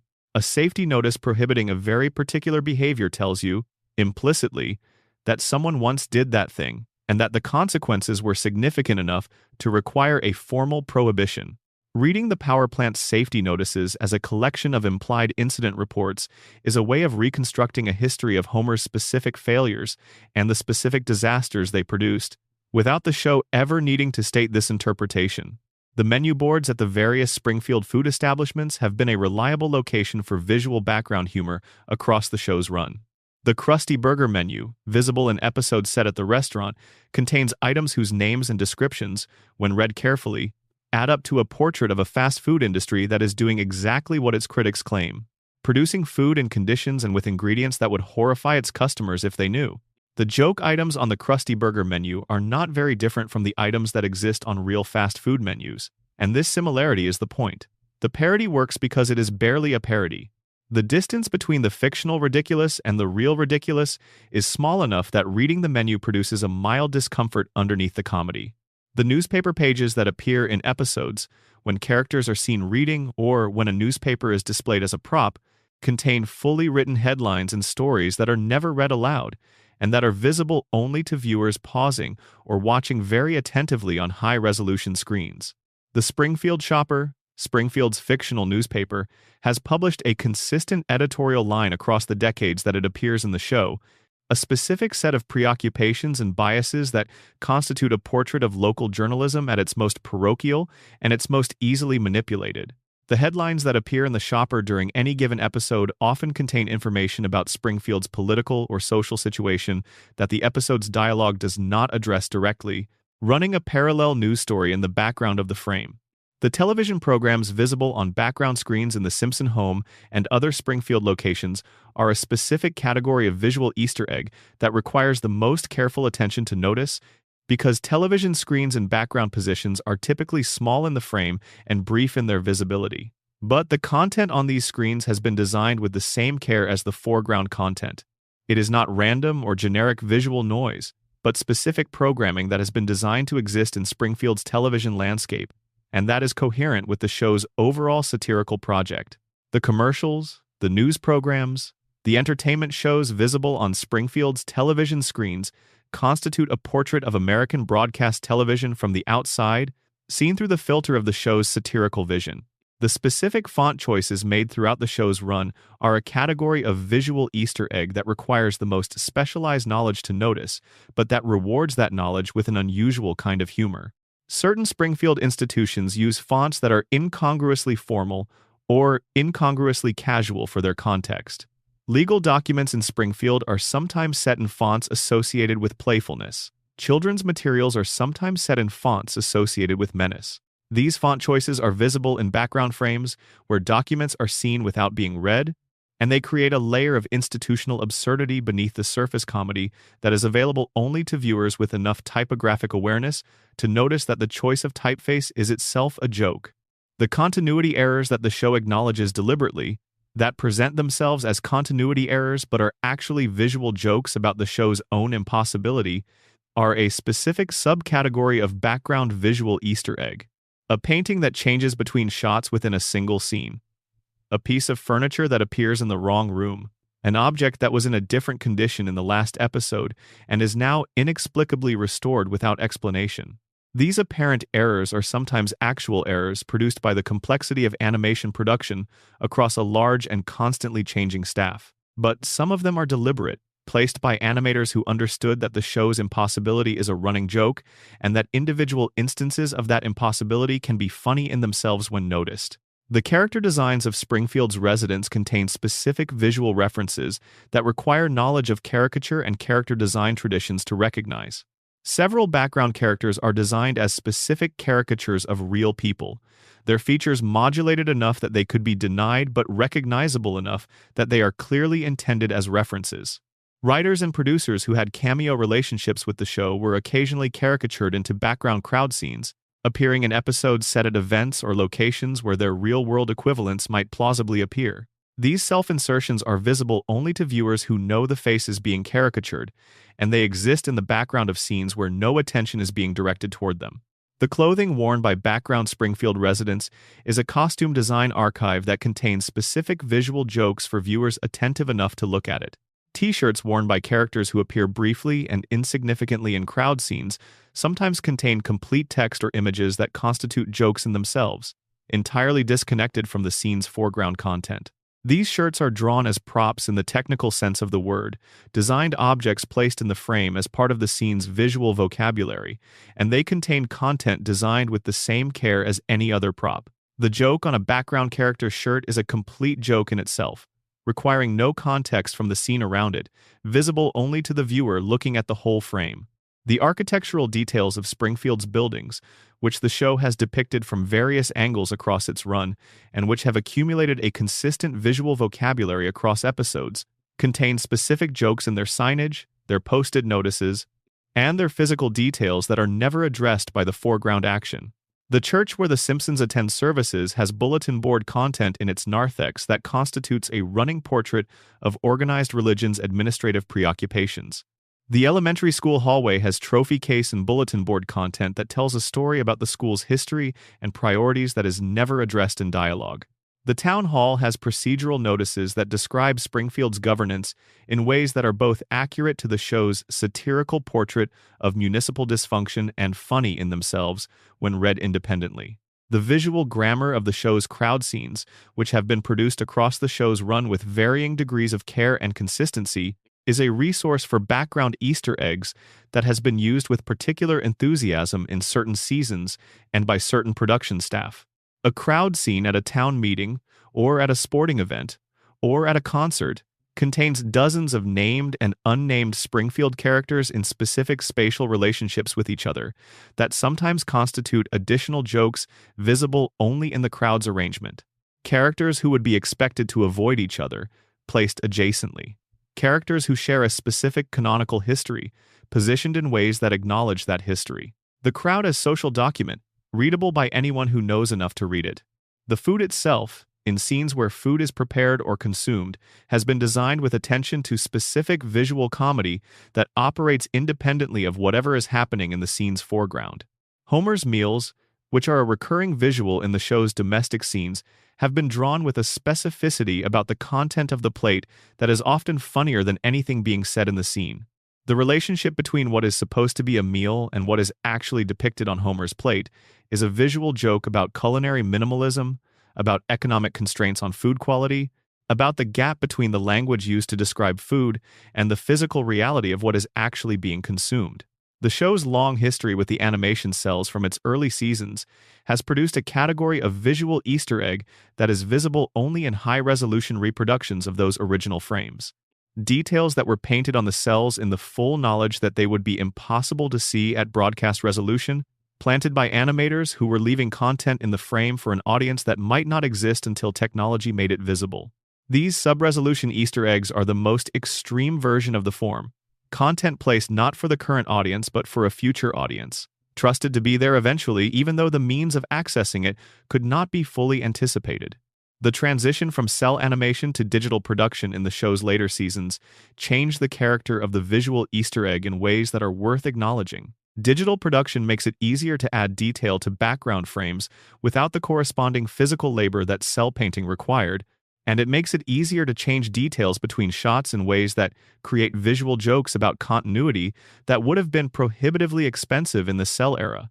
The visual Easter egg in the digital era is both more freely available as a form and differently textured in execution, and the show's digital era background content has a different aesthetic character than its cell era equivalent. The visual language of the show's locations, repeated across hundreds of episodes, has become so familiar to attentive viewers that departures from the established visual vocabulary of any given location register as deliberate choices. A new object in the Simpson living room. A changed detail in the Quick E-Mart's refrigerated section. A different painting on the wall of a location seen dozens of times before. These departures are Easter eggs in the sense that they reward the viewer who carries a detailed enough memory of the location's established appearance to notice what has changed. And they speak most clearly to the viewer who has been watching for long enough that the familiar has become truly familiar, that the background has been internalized completely enough that variation is immediately legible as meaningful. This is the visual Easter egg in its most intimate form.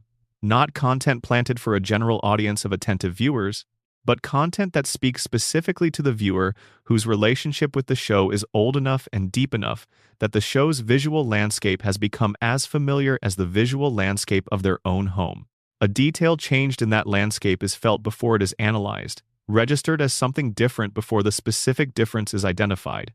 It is the reward for years of watching, for the accumulation of visual memory across decades of episodes, for the specific kind of attention that only a very long relationship with a piece of entertainment can produce. The Simpsons has been producing this kind of visual reward since 1989, and it has never stopped. Somewhere in the background of an episode airing tonight, there is something that was put there for you specifically, for the viewer who has been watching long enough to see it, who has been paying close enough attention to find it, who carries enough of Springfield in their memory to recognize what is different and what it might mean. It is small. It is quick. It will pass in a second or two without announcement, without camera movement toward it, without dialogue to direct your attention. But it is there, and it has always been there, and it always will be. Section 10. The writers hiding themselves in Springfield. There is a tradition in art that goes back far further than television, far further than cinema, far further than the novel in its current form. The tradition of the artist inserting themselves into their own work. Painters placed themselves in the corners of religious scenes. Novelists named minor characters after themselves or gave protagonists their own preoccupations. Filmmakers walked through the backgrounds of their own movies. This tradition is partly about vanity, partly about claiming authorship in a medium that makes individual authorship difficult to legibly assert. and partly about leaving a mark in the work that says, "Someone made this. Someone was here." The writers of The Simpsons have been hiding themselves in Springfield for 36 years, and the methods they have used to do so are more varied, more sophisticated, and more deeply embedded in the show's fabric than any list of cameo appearances and name drops could capture. Understanding how the writers have inserted themselves into the work they are producing, and what that insertion says about the relationship between creator and creation at this scale and across this duration, is understanding something important about the show that is not visible from any single episode. The most direct form of writer self-insertion is the cameo in name. A character in an episode shares the name of a writer on the staff. Springfield has been populated across its run with characters whose names correspond to actual Simpsons writers, producers, and production staff, sometimes flagged transparently, and sometimes embedded in background crowd scenes where the name appears only in a visible name tag or a listed roster that the episode never directs attention toward. These nominal cameos are the simplest form of the practice and the one that requires the least from the audience. Knowing that a character's name matches a writer's name is enough to constitute the Easter egg, and the only knowledge required is the knowledge of who the writers are. The writers whose own obsessions and biographical details appear consistently across episodes, shaping the show's content in ways that are not strictly required by any given episode's premise, are performing a more interesting and more deeply embedded form of self-insertion. A writer who has a specific area of personal knowledge, a specific set of cultural enthusiasms, a specific biographical history that shows up repeatedly in the episodes they work on, is not inserting a name into the background of a crowd scene. They are inserting themselves into the texture of the show itself, making the show the vehicle for preoccupations that are genuinely their own. The Harvard connection is the most frequently discussed version of this phenomenon. The Simpsons has historically employed a writing staff with an unusual concentration of Harvard graduates and Harvard Lampoon alumni, and the show's intellectual culture, its comfort with certain kinds of literary and philosophical reference, its specific comedic sensibility, reflects this concentration in ways that are visible to viewers who know enough to look for the reflection. A joke that requires familiarity with an obscure work of political philosophy, placed in a mainstream animated sitcom with no announcement of its own difficulty, is a writer bringing their own formation into the work. The joke is there because someone knew it and wanted to put it somewhere. George Meyer, who by various accounts was one of the most influential writers in the show's history across its peak seasons, left traces of his sensibility throughout the episodes he worked on in ways that other writers have identified in interviews and discussions about the show's creative process. Meyer's comic sensibility, which tends toward a specific kind of absurdism that operates below the surface of the comedy's apparent subject, shaped episodes in ways that are visible in retrospect across his contributions. Knowing Meyer's voice, having access to accounts of how he worked, you can identify his presence in certain passages that read differently from the surrounding material. The writer's personality is audible in the work even when the writer's name is not on the screen.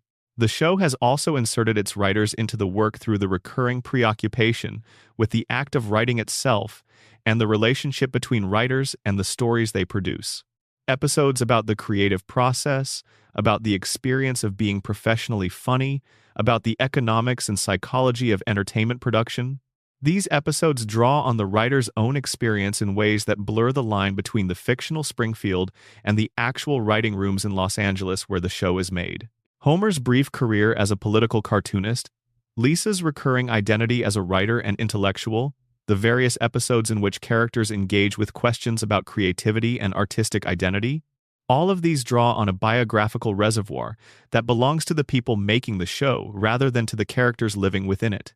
The writer's room dynamics that have been documented in various accounts of the show's production history are visible, retrospectively, in the episodes that were produced at specific moments in those dynamics' history. The tension between the show's intellectual ambition and its commercial requirements, the creative conflicts between different visions of what the show should be doing, the specific individuals who championed specific approaches and whose influence was greatest in particular seasons. All of this backstage material is embedded in the episodes that were produced during those seasons, visible to viewers who know the production history well enough to read the episodes as documents of the creative conditions in which they were made. The specific cities and neighborhoods that appear in the show's geography, which are nominally Springfield but which draw on the writer's actual experience of American places, are a form of biographical self-insertion that is embedded in the show's physical landscape. A neighborhood that resembles a specific Los Angeles suburb. A downtown that captures the specific character of a Midwestern city that a writer spent time in. A coastline that draws on someone's memory of a specific stretch of New England shore. Springfield's geography is assembled from memories, and the memories belong to specific people whose biographies shaped what Springfield looks like when you look at it carefully. The writers have inserted their political and social views into the show through a process that is not always easy to distinguish from the show's general satirical project, but that occasionally breaks through with enough clarity that the individual voice is legible behind the show's collective voice.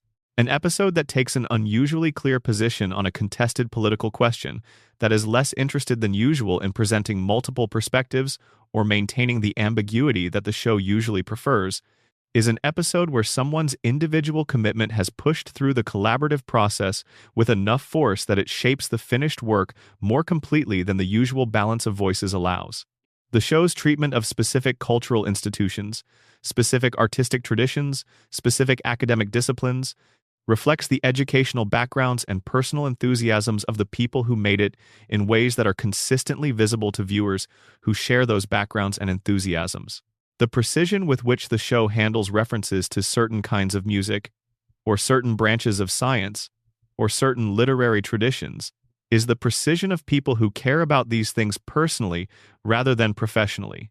People who have opinions about them, who have arguments about them, who find them genuinely interesting rather than simply useful as comedy material.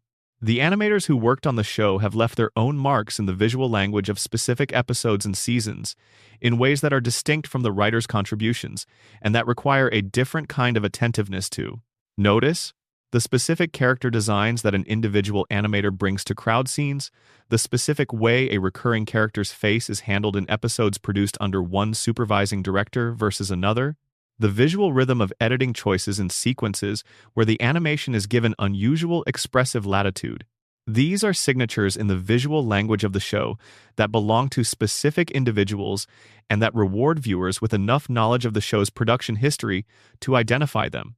The show has acknowledged this collaborative authorship question directly in episodes that address the nature of creative production and the relationship between individual contribution and collective product. What does it mean to have made something that was made by hundreds of people over decades? Whose voice is the show's voice? These questions are not resolved by any episode that has addressed them, because they are not resolvable in any simple way. The show was made by specific people, each of whom contributed something specific, none of whom can claim the work entirely.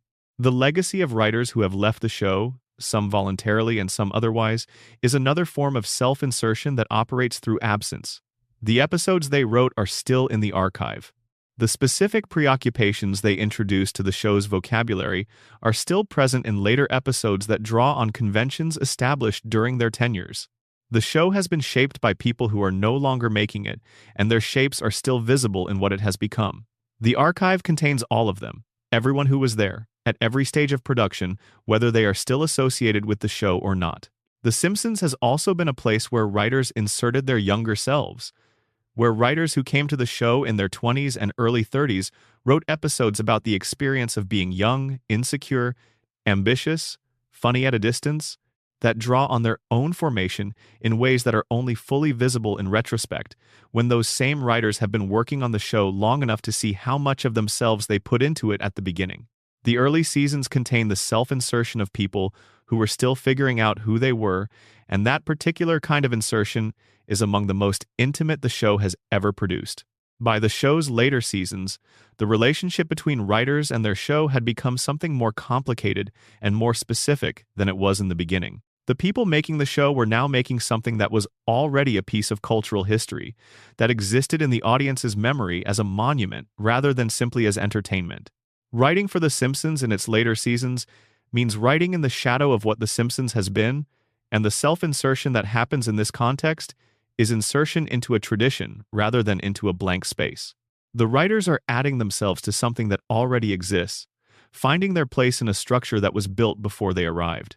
This is perhaps the most interesting version of the practice, and the one most specific to The Simpsons' particular situation. The show has been running long enough that writing for it is now an act of self-insertion into history.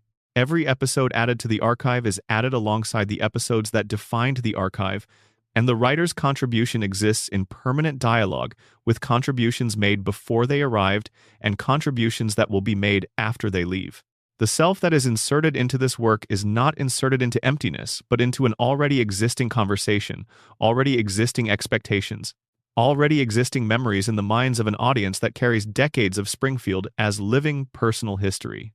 The writers hide themselves in Springfield because Springfield is where they live, in the sense that matters for this kind of work, not physically, but the questions they have, the things they find funny, the preoccupations that run beneath their professional production of comedy, the cultural formations that shaped their sensibilities, the biographical details that give their specific jokes, their specific inflection. All of this is Springfield. It is there in the background of scenes and in the texture of dialogue and in the choice of what kind of joke to tell about what kind of subject at what kind of moment. The writers are always in the work. They always have been. The search for them is a search through 36 years of accumulated human preoccupation, and it never really ends. Section 11. The numbers, the dates, and the math hidden in Springfield. There is a category of Simpsons Easter egg that requires not cultural knowledge or film literacy or a long memory for the show's own history, but mathematical attention. Numbers appear throughout the show in ways that reward the viewer who stops to calculate, to cross-reference, to check whether the arithmetic of Springfield is internally consistent, or whether the inconsistencies are themselves deliberate jokes about the relationship between numbers and meaning. The simplest version of this is the running joke about Springfield's population, which has been stated at several different figures across the show's run, and which is never consistent from one episode to the next. A town that has a population of several thousand in one episode and several 100,000 in another is not simply inconsistent. It is a town whose size is whatever the current episode needs it to be, a community scaled to the requirements of the story being told rather than to any fixed demographic reality. This scaling is a formal property of Springfield's existence as a narrative space rather than a geographic one, and the fluctuating population figures are the most visible symptom of that formal property. But the mathematical Easter eggs in the show go beyond simple inconsistency of population figures. The episode The Wizard of Evergreen Terrace, which aired in the show's 10th season, contains a chalkboard scene in which Homer, in his brief incarnation as an inventor, is depicted writing equations. The equations were written as props in the conventional sense, visual content placed in the frame to communicate that a character is engaged in mathematical activity. What the show did not widely advertise was that the equations are not random or invented. They are real mathematical content, placed on Homer's chalkboard by a writer with genuine mathematical knowledge.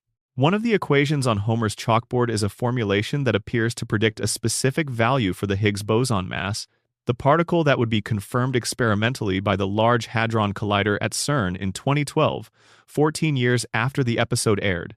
The equation is not exactly what particle physicists would write in formalizing the Higgs boson prediction, and it was clearly not the product of a first principles calculation that arrived at the correct value from physical theory. But it is a real equation, and it contains a real value, and that value is in the vicinity of the actual Higgs boson mass. A writer who knew enough mathematics to put real equations on Homer's chalkboard had clearly also thought about what those equations might be doing in the narrative frame of an episode about Homer's frustrated genius. The mathematical precision embedded in this episode's chalkboard scene is a form of Easter egg aimed specifically at viewers with enough mathematical training to evaluate what they are seeing. For the general audience, Homer at the chalkboard is a visual shorthand for intellectual engagement, producing the comedy of Homer as genius that the episode is developing. For the mathematically literate viewer, there is additional content, specific equations with specific properties that can be evaluated independently of the narrative context. The two experiences of the same image are entirely different experiences, and both are valid, and neither requires the other. The show's engagement with geometry and topology is a specific thread in its mathematical content that has appeared across multiple episodes. Homer's donut-shaped universe theory, which appears in the episode The Wizard of Evergreen Terrace, was referenced in a subsequent episode in a context that gestured toward actual cosmological research into toroidal universe geometries. The connection between Homer's comedy theory and genuine cosmological inquiry is an Easter egg of the most ambitious kind. A joke placed in a mainstream cartoon that turns out to be, from a certain angle, a legitimate scientific observation. The specific numbers that appear in Springfield's signage, in its census figures, in its distance markers and population signs and building addresses, have been subjected to considerable fan analysis. Some of these numbers are simply chosen for their comedy rhythm, 3 digits instead of 2 being funnier in certain contexts. Others are specific references, particular numbers chosen because they correspond to something outside the show, a date or a quantity or a measurement that has meaning beyond Springfield's internal reality. Tracking these numbers across episodes and looking for patterns in them is a form of Easter egg hunting that requires the patience and the spreadsheet orientation of a particular kind of attentive viewer. The episode numbering system used in the show's own production and in its official documentation is a source of Easter eggs that exists entirely outside the episodes themselves, but that shapes the experience of following the show closely. Episode numbers that correspond to significant dates in the show's history, season finales numbered to match the year of their broadcast, the relationship between episode count milestones, and specific production decisions about which episode would receive which number. All of these are forms of numerical content that reward the viewer who is tracking the show's own internal accounting. The ages of Springfield's characters, where they can be established at all, form an inconsistent numerical landscape that is itself worth mapping. Characters whose ages are stated explicitly in one episode and differently in another. Characters whose ages, if calculated from the biographical details provided across episodes, produce impossible or absurd results. Characters who are definitively of one age in an early season episode and then definitively of a different age in a later season episode without any explanation for the discrepancy. This numerical landscape of impossible ages is partly a consequence of the floating timeline, partly a consequence of the show's decades-long reluctance to commit to specific biographical facts about its characters, and partly a consequence of the writers treating specific numbers as jokes rather than as facts. The financial figures that appear in Springfield's economic life are a specific kind of mathematical Easter egg that rewards viewers who assess them against real-world economic equivalents. Burns's fortune, when specific figures are given, is sometimes expressed in numbers that are enormous in absolute terms, but modest by the standards of real-world billionaires. Homer's salary, when stated, is sometimes impossible to reconcile with the cost of the lifestyle the show depicts. The gap between the economic figures stated explicitly and the economic reality implied by the Simpsons' domestic arrangements is a joke about the relationship between arithmetic and narrative convenience.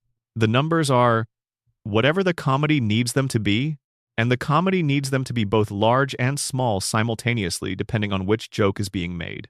The time signatures of the show's musical moments contain specific formal content that rewards listeners with music theory training. Alf Clausen's scores for individual episodes frequently work in specific keys and specific time signatures that relate to the emotional content of the scenes they accompany in ways that are technically sophisticated. The choice of a specific key for a specific scene, the use of a specific harmonic progression at a specific emotional beat, these are forms of musical Easter egg that operate below the threshold of casual listening, but that are available to the trained ear as additional content layered beneath the comedy. The episode running times, which vary by several minutes across the show's history, contain their own numerical history of the show's relationship with its broadcast slot. An episode that runs significantly shorter than its slot is an episode where the couch gag had to be extended or where additional material had to be inserted late in production. An episode that runs significantly longer than its slot is an episode where the editing process removes something that was initially present. The running time is a record of the production process, a numerical trace of decisions made during the episode's journey from script to broadcast. The frequency with which specific numbers appear across the show's run, the recurring figures that appear in addresses and scores and distances and quantities across hundreds of episodes, has been the subject of significant fan cataloging. The number 23, which some numerical analysts of the show's content have identified as appearing with unusual frequency, may be a deliberate in-joke among certain writers, or may be a coincidence inflated by confirmation bias into an apparent pattern. The impossibility of determining which is the case is itself characteristic of the show's relationship with its own possible intentionality. The show has placed so much content so deliberately that it is genuinely difficult to distinguish between accidents that look intentional and intentions that look accidental. What the mathematical Easter eggs have in common across their different forms and scales is that they are addressed to a specific audience who possesses a specific form of knowledge that is not required for the experience of the show's entertainment, but that unlocks an additional layer of content for those who carry it. The show has always been interested in this kind of layered address. In content that means one thing to one audience and something else to another audience simultaneously, without either audience's experience being diminished by the existence of the other. The mathematical Easter egg is perhaps the most extreme expression of this interest, because the knowledge required to access it is the most specific and the least broadly distributed of any knowledge the show's Easter eggs have required. But the mathematical content in the show is also, in a larger sense, a statement about what the show values. A writing staff that chooses to put real mathematical equations on a cartoon character's chalkboard, even knowing that the vast majority of their audience will experience those equations as visual texture rather than as mathematical content, is a writing staff that considers the mathematically literate portion of their audience worth addressing. The choice to include content that most viewers will miss is a form of respect for the audience that does catch it, a form of acknowledgement that this audience exists and matters and deserves to find something in the background of a mainstream entertainment product that was put there specifically for them. Section 12. The Sound Design Easter Eggs, What's Hiding in the Audio. The Simpsons is a show that most people discuss in terms of what they see and what they hear in the dialogue. And this is entirely appropriate because the show's visual comedy and its verbal comedy are both exceptional. But there is a third layer of the show's audio that is less often discussed, and that contains its own category of Easter egg. The incidental sounds, the background audio, the musical choices that operate below the threshold of conscious attention and that have been designed with the same care as the foreground content. Sound design in animation is a more constructive process than sound design in live-action film or television, because the sounds of an animated scene do not arise from the physical reality of the scene being filmed. Every sound in a Simpsons episode was placed there, selected from a library, recorded for the purpose, or synthesized to fill a specific acoustic need. This means that the audio background of a Simpsons scene, like its visual background, is an authored document, and it can contain deliberately placed content for the attentive listener, in the same way that the visual background contains content for the attentive viewer. The show's incidental music, composed primarily by Alf Clausen across most of its broadcast history, is the most extensive and most sophisticated audio Easter egg in the show's production. Clausen was trained in classical music and jazz arranging, and he brought to the show's score a range and a harmonic sophistication that was unusual for television comedy of any kind. The specific musical quotations embedded in his scores for individual episodes, the specific harmonic choices made at specific emotional beats, the specific way he shaped his orchestral writing to match the comedic and dramatic timing of individual scenes. All of this constitutes a body of audio Easter eggs that reward listeners with enough musical knowledge to identify them. A scene that is scored with a specific quotation from a classical work, embedded in the orchestral texture in a way that is not flagged by the narrative, is a scene that offers different content to the classically trained listener than to the listener without that training. The trained listener hears the quotation, identifies its source, considers the relationship between the source and the scene it is accompanying, and receives an additional layer of meaning from the connection. The untrained listener experiences the music as atmospheric, as score, as the emotional underscoring that score is designed to provide. Both are valid experiences of the same audio. Both are happening simultaneously in the same theater or living room. The musical Easter egg distributes itself across the audience based on the knowledge each listener brings. The sound effects library that The Simpsons has drawn on across its run contains specific sounds associated with specific entertainment contexts, and the show has occasionally used sounds from unexpected contexts in ways that constitute a form of audio Easter egg for listeners who recognize the sound's origin. A sound effect drawn from a specific film, placed in a scene where its presence is unexpected, creates a moment of recognition for the listener who knows the original context. This recognition produces a specific kind of humor that operates through displacement. The funny thing is the distance between where the sound belongs and where it has appeared, and the humor is only accessible to listeners who are aware of the sound's original context. The voice performances of the regular cast contain their own Easter eggs for listeners, attuned to the specific vocal qualities the actors are deploying in particular moments. Dan Castellaneta's Homer voice is not a single fixed performance, but a range of variations that respond to the specific requirements of individual scenes and individual emotional states. In Homer's moments of genuine intelligence, before the crayon is reinserted or before the effects of radiation are most pronounced, there is a slight adjustment in the vocal quality that is not always consciously noticed, but that registers as Homer being different in some way. The performance is signaling character information through texture rather than through dialogue, and the signal is available to listeners who have heard enough Homer to recognize the variation from his baseline. The ambient sounds of Springfield's various locations, which play beneath scenes set in those locations, have been carefully designed to create a specific acoustic character for each space. The power plant sounds different acoustically from Moe's Tavern, which sounds different from Springfield Elementary, which sounds different from the Simpson living room. These acoustic signatures are consistent across episodes, creating an audio continuity for each location that is as stable as the location's visual vocabulary. A listener who closes their eyes and hears the background audio of a scene should be able to identify the location from that audio alone, and this consistency is a form of audio Easter egg. A reward for the listener whose knowledge of the show's audio vocabulary is detailed enough to use sound as a navigation tool. The musical stings, the brief orchestral punctuations that the show uses to land jokes, have their own history across the show's run. Certain stings are associated with specific joke types, specific emotional beats, specific patterns of comedic delivery. A listener familiar enough with the show's musical vocabulary recognizes these associations and begins to anticipate the joke beat from the musical anticipation rather than from the dialogue. The music is doing comedic work in advance of the line, priming the listener for the landing in ways that are not available to first-time viewers, but that become available through accumulated exposure. The Simpsons has also used the audio space of its theme song and its episode opening music in ways that have produced specific Easter eggs for musical listeners. The Danny Elfman theme is so familiar that its specific harmonic content is rarely consciously attended to by regular viewers. But the theme contains specific chord progressions and melodic choices that Elfman has described in interviews as deliberate choices about how to musically characterize the Simpson family and Springfield.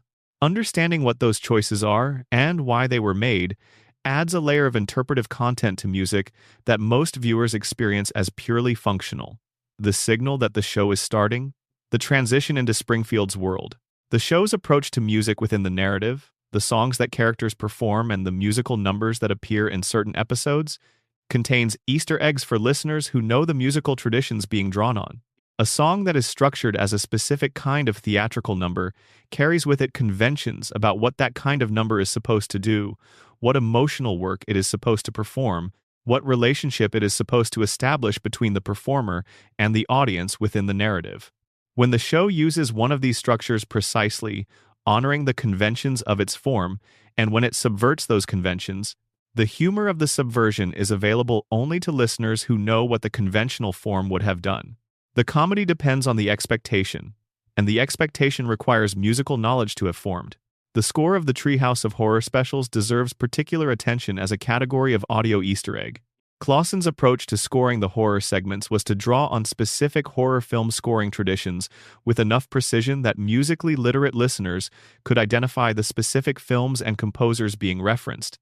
The specific tonal qualities of Bernard Herrmann's work for Hitchcock, the particular orchestral vocabulary of John Williams's horror scoring, the electronic textures associated with Italian horror cinema of the 1970s and 1980s, all of these appear in the Treehouse scores as recognizable references for listeners who know horror film music well enough to identify them.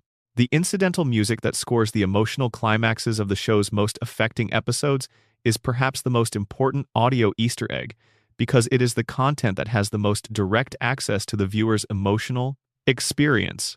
A piece of orchestral music playing beneath a scene between Homer and Marge, or Homer and Lisa, or Homer and his mother, that quotes a specific earlier piece of music from the show's own history, that creates a musical callback to a previous emotional moment, is creating an audio Easter egg that operates through the accumulation of emotional memory. The listener who carries the earlier piece of music in their memory and recognizes the quotation receives an emotional amplification of the current scene that is not available without that memory. The music is saying, remember this, remember how you felt then, this is connected to that. This is the audio Easter egg in its most intimate and most affecting form. Content that reaches the listener's emotions through their memory of previous emotions, that uses the architecture of the show's own audio history to build on itself across decades of viewing. It is available only to the viewer who has been watching long enough and who has been listening carefully enough to have accumulated the musical memories that the quotation requires. And it produces a specific kind of experience that no amount of watching a single episode in isolation can generate. The experience of being in a relationship with a piece of entertainment that knows you have been there long enough to hear what it is saying beneath what it is saying. Section 13. The International Easter Eggs. What changes when Springfield travels? The Simpsons is watched in more countries, in more languages, and by more people outside the United States than any other American animated series in television history. The show has been dubbed into dozens of languages, broadcast in markets across every inhabited continent, and has produced international adaptations so extensive that the relationship between the original English language production and the versions of it that exist in other languages constitutes a significant category of Easter egg in itself. The Easter eggs in the show's international versions fall into two categories. The things that are changed in translation, where the change itself is the interesting content, and the things that survive translation unchanged, where the survival reveals something about the universality of the original content. Both categories are worth examining, because together they map the boundaries of what is culturally specific about The Simpsons and what is available to anyone regardless of their national context. The chalkboard gag in its international versions is the most frequently cited example of translation-dependent Easter egg content. The English language gag is typically a wordplay joke or a culturally specific reference, and the translation challenge is to produce content in the target language that functions as a joke with the same form as the original, a sentence written repeatedly as punishment, whose content generates comedy through incongruity, irony, self-reference, or cultural observation. Direct translation rarely works because the joke mechanism depends on language-specific properties that do not survive the crossing. The solution adopted by different national versions of the show varies widely, producing chalkboard content in each language that is a creative response to the translation challenge rather than a reproduction of the English original. This means that the chalkboard gag in the French version of the show is a French language joke about French culture, addressed to a French audience. That happens to share its format with the English language gag but not its content. It is simultaneously the same thing and a different thing, the same in format and position, different in content and cultural reference. For the bilingual viewer who watches both versions, the relationship between the two gags is itself an Easter egg, an observation about the show's translation strategy, and about the gap between format and content that the translation process makes visible. The voice acting in the show's international versions is a category of Easter egg for listeners attentive to specific vocal qualities and their relationship to the characters they represent.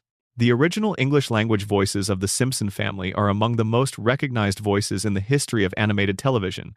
Dan Castellaneta's Homer, Julie Kavner's Marge, Nancy Cartwright's Bart, and Yeardley Smith's Lisa have been heard so many times by so many people that the characters' audio identities are inseparable from those specific voice performances for anyone who has watched the show primarily in English. The dubbed versions of those voices, in whatever language, are therefore always in implicit competition with the English originals in the minds of viewers who know both versions.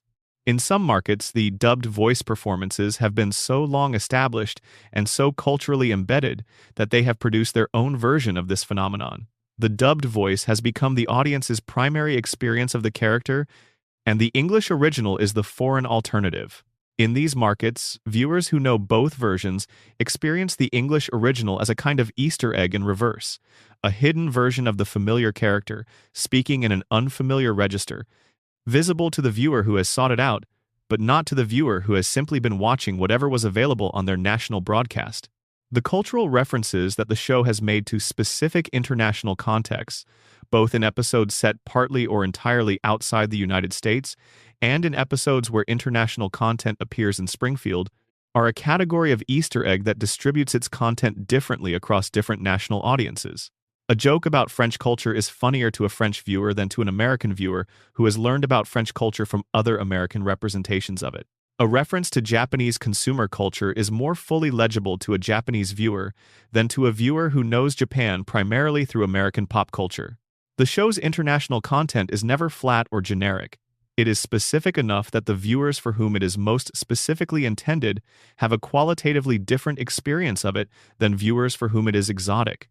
The episodes that have been remade or substantially changed for specific international markets constitute the most extensive form of international Easter egg. Certain episodes that were considered appropriate for the American market were adjusted for broadcast in other markets, with specific content modified or removed to fit local broadcast standards. These adjustments, taken in aggregate, map the specific concerns of each market's regulatory environment, producing a document of what different national broadcast systems consider most important to protect their audiences from. The adjusted episode is both the episode and a document about the culture that required the adjustments. The show's references to international news events and international political figures are a category of content that functions as an Easter egg in the sense that they require specific knowledge to fully appreciate, but that knowledge is distributed differently across international audiences than the knowledge required for American cultural references. A reference to an American political figure is universally accessible to American viewers and variable across international viewers, depending on how extensively that figure has been covered in their country's media. A reference to a specific international figure who has received significant coverage in one country but not in another will function as an Easter egg in the first country and as simple background noise in the second. The translation of the show's music, in the markets where episodes with significant musical content have been dubbed rather than subtitled, is a specific challenge that has produced creative solutions that are themselves Easter eggs for listeners who know both the original and the adapted version. A song that is written to scan in English that uses the specific rhythmic properties of English syllables to fit a specific melodic phrase does not scan in the same way in most other languages. The translators who have adapted the show's musical content have had to make choices about what to preserve and what to change, and those choices reveal both the constraints of the translation problem and the specific values of the translators making them. The show's titles in various languages are a category of international Easter egg that is often overlooked because titles are processed as administrative information rather than as creative content. A title that is a direct translation of the English original tells you something about the translator's priorities. A title that is a creative adaptation of the original, that finds an equivalent in the target language's cultural vocabulary, tells you something different. A title that seems entirely disconnected from the English original, that treats the translated title as an independent creative decision rather than as a translation, tells you something else again. Reading international episode titles as a collection of translation strategies, rather than as simply different ways of saying the same thing, produces a comparative textual analysis of how the show has been understood and positioned in different cultural contexts. The specific jokes that survive translation entirely intact, that work in a dubbed version as well as they work in the original, are the most universal content the show has produced, and identifying them is a way of locating the elements of the show's comedy that do not depend on cultural specificity.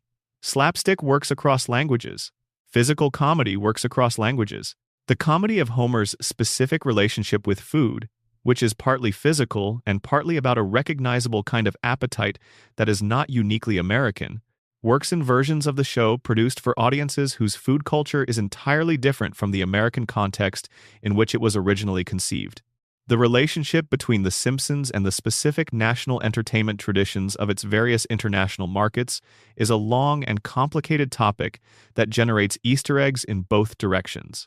The Simpsons has been influenced by international comedy traditions that some of its writers knew, and The Simpsons has in turn influenced the animation and comedy traditions of the countries where it has been most heavily watched. Tracing these influences, the content that traveled from somewhere else into Springfield and the content that traveled from Springfield out into the world is a form of Easter egg hunting that requires knowledge of multiple national entertainment histories and the patience to read across them. The most interesting international Easter egg, and the one that is most resistant to being fully documented, is the experience of watching The Simpsons in a cultural context for which it was not specifically designed and finding that it speaks to you anyway. The show was made by Americans for an American audience, addressing American concerns through American cultural references embedded in a specifically American social landscape. And yet it has been watched attentively, affectionately, and with a sense of recognition across cultures that could not have been predicted from its origins. The international Easter egg, in its most fundamental form, is the discovery that Springfield is familiar to people who have never been anywhere near it, that Homer's life resonates with people whose lives look nothing like his, that the show's portrait of a family struggling with the specific textures of contemporary life translates across the specific textures of contemporary lives that look entirely different. This is the Easter egg that cannot be placed deliberately. It is the Easter egg created by accident, by the collision between what the show was trying to do and what audiences around the world needed it to do. And it is perhaps the most significant discovery anyone can make in the process of watching The Simpsons, that a cartoon about a yellow family in a fictional American town is, in some essential and inexplicable way, also about you, wherever you are watching it from, whatever your life looks like, whatever language you hear it in. Section 14. The production history Easter eggs clues left by animators. Every Simpsons episode passes through the hands of hundreds of people across multiple production facilities on multiple continents before it reaches a broadcast screen, and the traces of those people are sometimes visible in the finished product in ways that were not planned, and sometimes visible because someone decided to put them there. The production history of the show is itself a source of Easter eggs, both the intended ones placed by artists who knew they were leaving marks, and the accidental ones that survived the quality control process to appear in broadcast episodes. The animation staff who have worked on the show across its history have left specific visual signatures in the episodes they worked on that are identifiable to close observers. A character's face handled in a slightly different way between shots. A background detail treated with unusual specificity in an episode where that detail receives attention from an animator who had a personal interest in its subject. The specific way certain characters' hands are animated in episodes produced at different studios in different countries. These are signatures that belong to individuals rather than to the show's collective production, visible in the way that brushwork is visible in paintings if you know what to look for. The show has been partly animated in different countries across different periods of its production history, and the episodes produced at different facilities have subtle visual qualities that attuned viewers can learn to distinguish. The specific quality of the line in episodes animated at certain studios, the specific approach to secondary movement and crowd scenes from different production periods, the way background detail is handled in episodes from the show's early seasons compared to its middle and later seasons. All of these are records of different production cultures and different production conditions, embedded in the visual texture of the episodes themselves. The digital transition, which the show made during the early years of the 21st century, is visible in the show's archive as a shift in visual quality that is impossible to miss once you have seen both sides of it.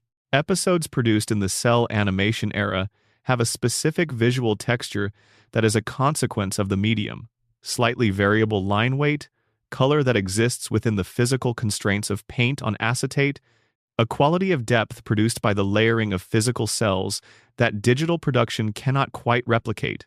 Episodes produced in the digital era have a different visual texture, cleaner lines, more consistent color, a smoothness that is the consequence of working in a medium that does not have the physical properties of cell animation. The transition between these two periods is visible in the show's archive as a moment where the visual character of Springfield changes, and viewers who watch episodes from different eras side by side can see the transition clearly. The layout drawings, the pose sheets, and the model sheets that define the show's visual vocabulary are documents that exist outside the episodes themselves, but that shape everything visible within them. The model sheets that establish how specific characters are supposed to look, what proportions they carry, what the range of their facial expressions is, function as the visual constitution of Springfield, the law of what things are supposed to look like, against which every individual animator's choices are checked. Departures from the model sheets, characters who look slightly different from episode to episode because different animators were working from the same reference material with different degrees of precision, are among the most common visual inconsistencies in the show's archive. The show's voice recording sessions, which happen before the animation is produced rather than after it as in live-action production, create a specific kind of Easter egg in the finished episodes. Moments where the performance captured in recording produce something unexpected. something funnier or more affecting than the script anticipated, that the animation then had to be built around. The performance is the source material, and the animation is the response to it, and in the episodes where this process worked most creatively, the relationship between the audio performance and the visual character's expression and movement is unusually precise, unusually responsive, because the animators had something exceptional to respond to.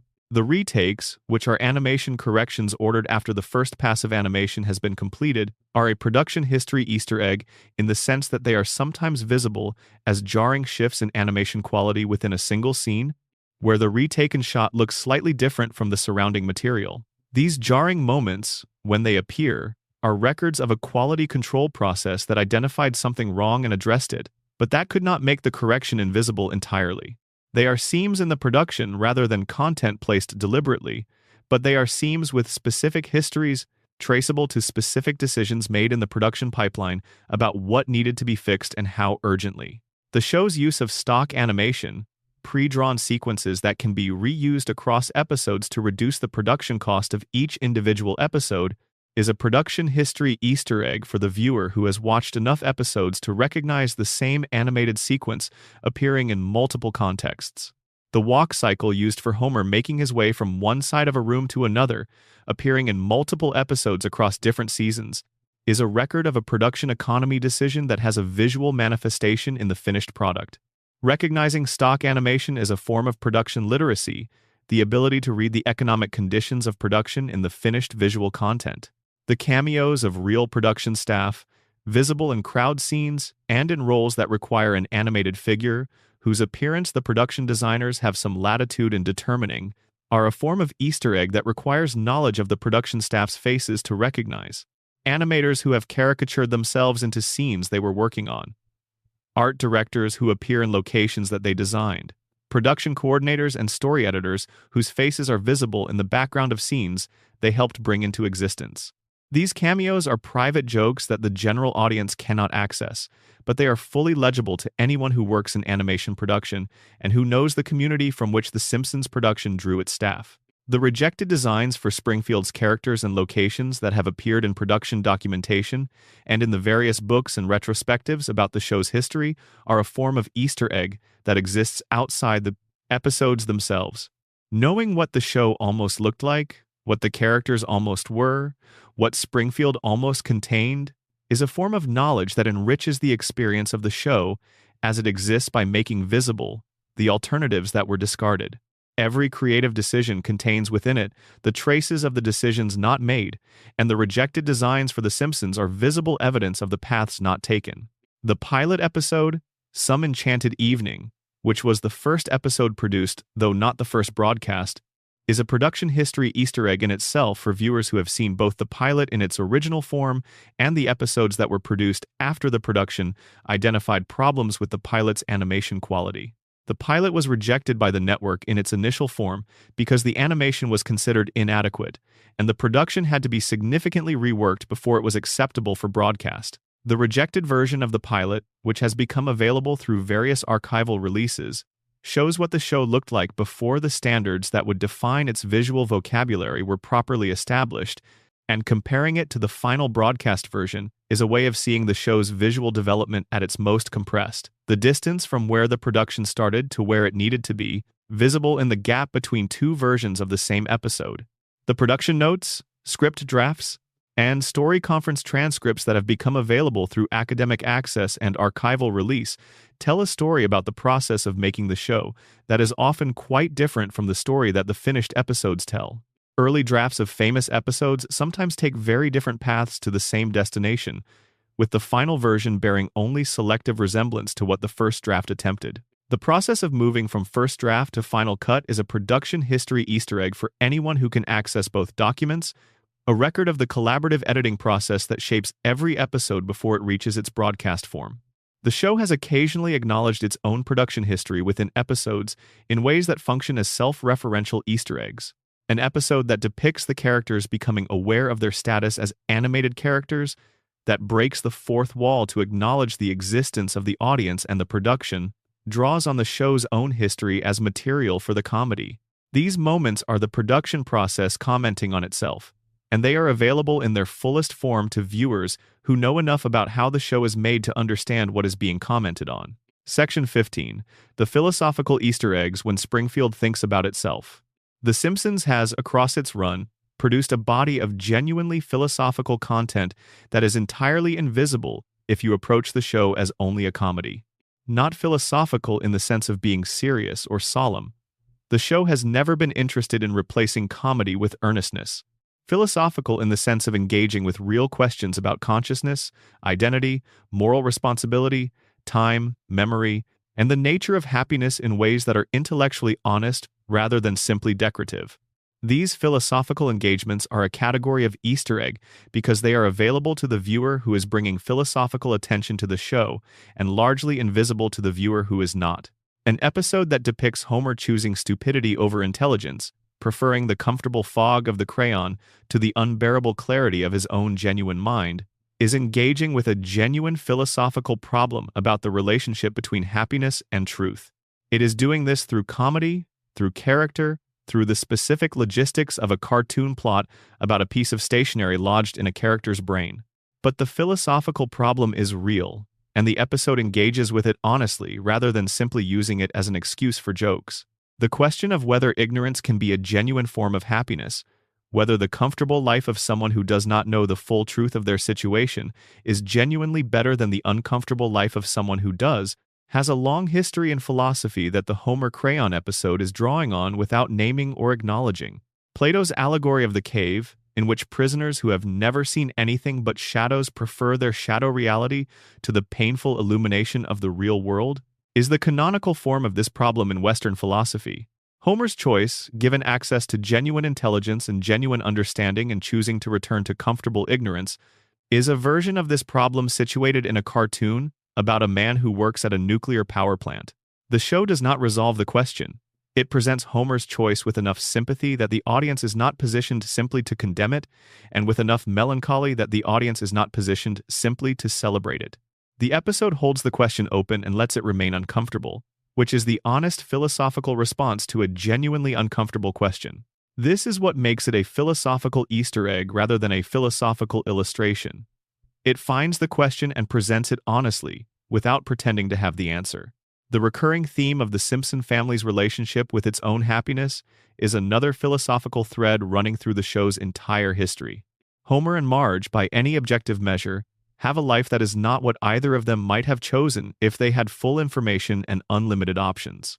Homer is working a job that does not engage his capabilities, in a town that is actively harmful to its residents, for an employer who does not know his name.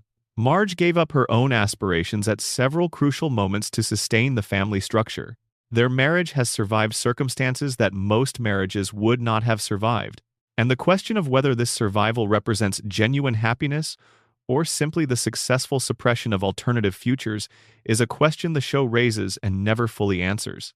What makes this philosophical ambiguity an Easter egg is that the show's surface register is comedy, and comedy is conventionally understood to have happy endings, to resolve discomfort into laughter, to provide the catharsis of restored order after disruption. The Simpsons does provide this resolution, episode after episode. The family comes together, the crisis is resolved, Homer is back on the couch.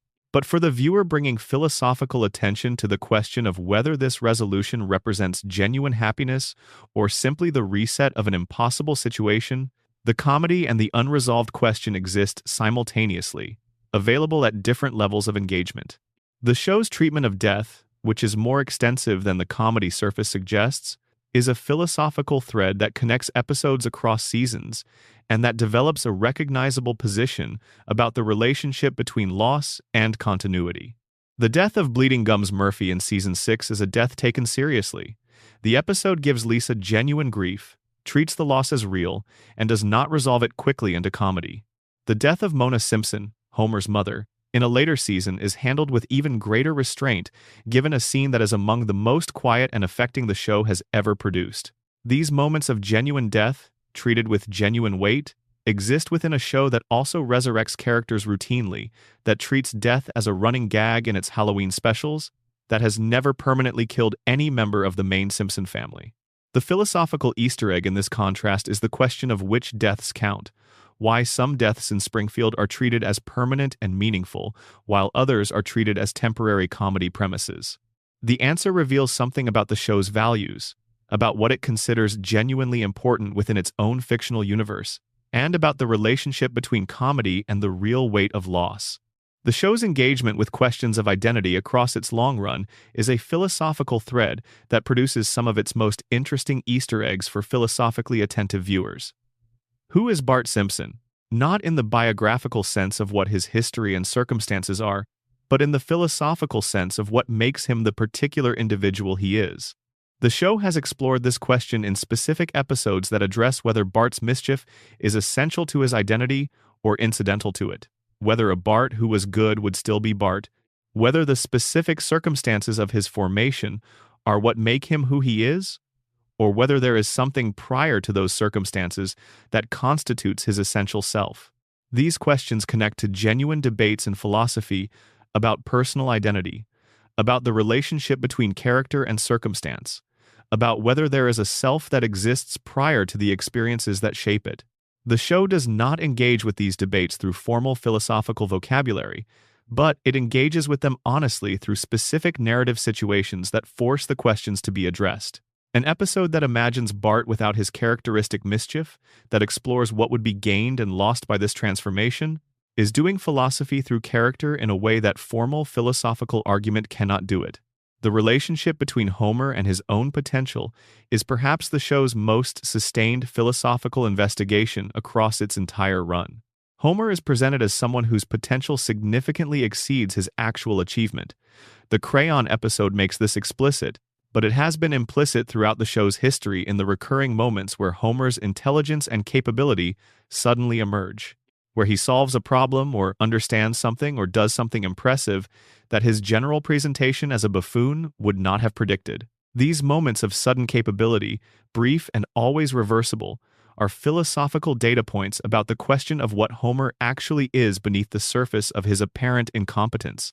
If Homer is genuinely as limited as his baseline behavior suggests, these moments of capability are anomalies requiring explanation. If Homer is genuinely more capable than his baseline behavior suggests, then the show's consistent presentation of him as a buffoon is a performance or a consequence of circumstance rather than a revelation of essence. The philosophical Easter egg is the question itself. Is Homer performing incompetence, or is the competence performative? The show has evidence for both readings, and it has never committed to either. The Aristotelian question of whether character is destiny, whether the traits that Homer displays across his entire life are what determine the life he lives, or whether the life he lives is what produces the traits he displays, is a question the show's structure is uniquely positioned to explore because of its unusual temporal properties. The floating timeline means that Homer's character does not develop across real time the way a character in a realistic novel's character would develop. He is the same age at the beginning and end of the show's run, with the same basic character structure, in the same basic life circumstances. This unchangingness is either a statement about the relationship between character and environment, Homer's traits are what they are because Springfield is what it is, and neither can change without the other, or a statement about the limits of character development within the comedy format, which prevents any change from becoming permanent. The philosophical Easter egg is the invitation to consider which reading is correct, and the show's consistent refusal to resolve this question is itself a form of intellectual honesty. The question of whether character is destiny is genuinely unresolved, and a show that pretended to answer it would be less honest than a show that sustains the question across its entire run. Ned Flanders' Faith is the show's most extended philosophical investigation of the relationship between religious belief and lived experience. Ned believes sincerely, completely, and with evident genuine feeling. He has organized his entire life around his faith. He observes its practices, adheres to its ethics, and attempts to live the life that his belief tells him constitutes a good life. And the show consistently, persistently across its entire run depicts the outcomes of this life as worse than the outcomes of Homer's life, which is organized around appetite, impulse, and the absence of any consistent ethical framework beyond the love of his family.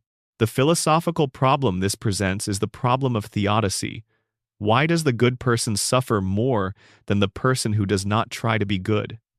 The show has never answered this question. It has raised it repeatedly through the specific contrast between Ned's circumstances and Homer's, and it has left it open in a way that genuine philosophical honesty requires. The answer available within the show's own satirical framework, that Springfield does not reward goodness because Springfield is a corrupted system, contaminated by radiation and controlled by Burns, is a satirical answer rather than a philosophical one. The deeper question, whether goodness is intrinsically rewarded anywhere, remains open. Section 16. The Seasonal and Holiday Easter Eggs Springfield's Calendar. The Simpsons has marked the passage of holidays and seasons across its entire run in ways that go considerably beyond the standard television practice of scheduling holiday-themed episodes around the relevant dates on the broadcast. Calendar. The show has developed its own relationship with the calendar, its own way of treating specific times of year that has accumulated enough history across 36 years that the show's holiday episodes form a genre within a genre, a tradition within a tradition, with its own developing conventions and its own accumulated history of specific moments and specific jokes. The Christmas episode is where the show began. Simpsons roasting on an open fire, the first episode of The Simpsons to be broadcast, aired in December 1989 as a Christmas special, and the decision to open the show with a Christmas episode shaped the show's relationship with the holiday in specific ways. The episode is about economic anxiety, about the gap between the Christmas that the culture promises and the Christmas that specific economic circumstances actually deliver, about how a family maintains the emotional reality of the holiday in conditions that are materially very far from what the holiday's commercial representations suggest are required. This is not a typical Christmas episode premise. The typical Christmas episode premise involves reunion, generosity, the restoration of warm feelings that have been lost or damaged, the confirmation that the important things are not material. Simpsons roasting on an open fire is about all of these things, but it arrives at them through material anxiety rather than transcending that anxiety. The emotional resolution of the episode depends on a dog acquired at a racetrack who costs nothing because he is a racing failure. The family gets their Christmas, but they get it through failure and improvisation rather than through the triumph that Christmas narratives typically deliver. This first Christmas episode established a template for the show's subsequent holiday content. The holiday is the occasion for examining the gap between what the culture promises and what specific lives actually produce, with the comedy and the emotion both arising from that gap rather than from the holiday's conventional emotional beats. The holiday episodes that followed drew on this template while developing it in various directions, producing a body of seasonal content that addresses the holiday calendar with consistent formal intelligence across decades. The Easter eggs in the show's holiday episodes are often in the relationship between the episode's ostensible holiday content and the show's broader satirical project. A Christmas episode that is, beneath its Christmas surface, about the inadequacy of economic systems in delivering the conditions they promise, is making an argument that is not limited to Christmas. It is making an argument about the gap between what institutions promise and what they deliver, using Christmas as the most culturally legible illustration of that gap. The holiday is the surface. The argument about institutional promise and institutional failure is the content that the holiday surface is delivering. The Treehouse of Horror specials, which are technically Halloween content though they have at various points aired well before and well after Halloween on the broadcast calendar, have developed their own calendar relationship across the show's history. The specials have been produced every season since the show's second, making them the most consistent seasonal tradition in the show's entire run. This consistency has given the specials an accumulated weight that the show's other holiday content does not carry. They are now a tradition that has been running longer than most of the show's current audience has been alive.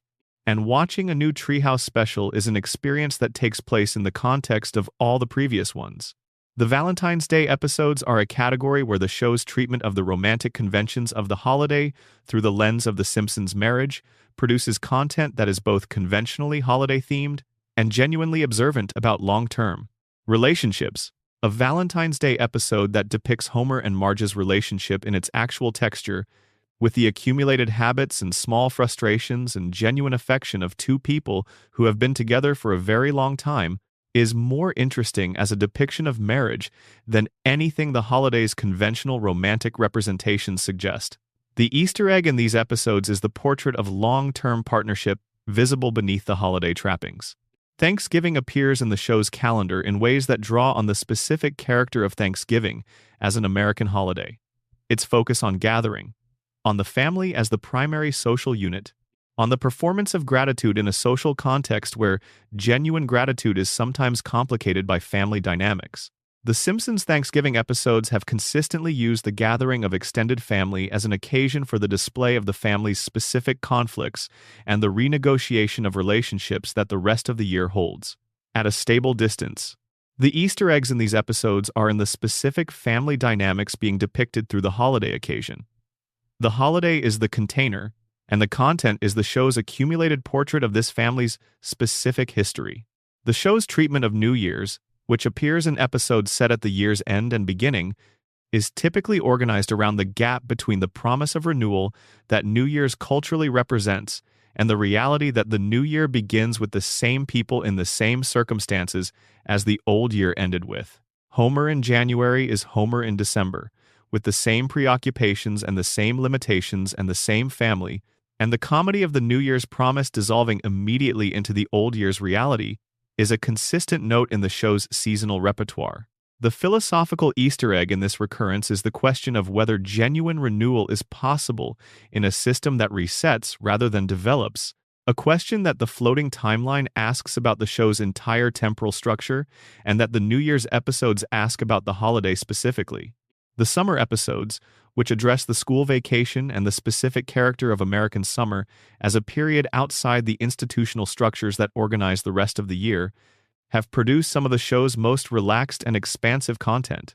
Without the framework of school and the routine of the academic year, Springfield in summer has a different texture, more open, more available for the kind of unstructured adventure that the episodes set in Springfield's school year routine cannot accommodate. The Easter eggs in the summer episodes are often in this expanded geography, in the locations and situations the show can visit when the regular structure of the school year has been suspended. The Halloween episodes outside the Treehouse specials, which appear as standalone moments or brief sequences within regular episodes set around Halloween, carry their own category of holiday Easter egg in the specific relationship between the horror content and the comedy content. Halloween's cultural character is the performance of fear, the voluntary encounter with representations of death and the uncanny in a festive context that contains that encounter safely. The show's engagement with this performance, its observation of how the holiday's specific cultural logic operates in Springfield, is a consistent source of comedy and occasional genuine unease that the show uses more honestly than most holiday television does. The calendar Easter egg that is most consistent across the show's history is the birthday. The specific episodes that address birthday celebrations, both within the main family and across Springfield's wider population, and what those celebrations reveal about the relationship between age and time in a show where no one ages. A birthday celebration in a show with a floating timeline is a philosophical impossibility that the show cheerfully ignores. But the specific way it ignores this impossibility, the way it depicts celebration of a milestone that cannot actually have occurred in the show's temporal logic, is itself a form of seasonal Easter egg, the holiday that the show's own structure renders impossible, which the show observes anyway because the holiday's emotional content is too valuable to surrender to the logical problems it creates. Section 17. The Fan Community Easter Eggs. What the audience discovered first.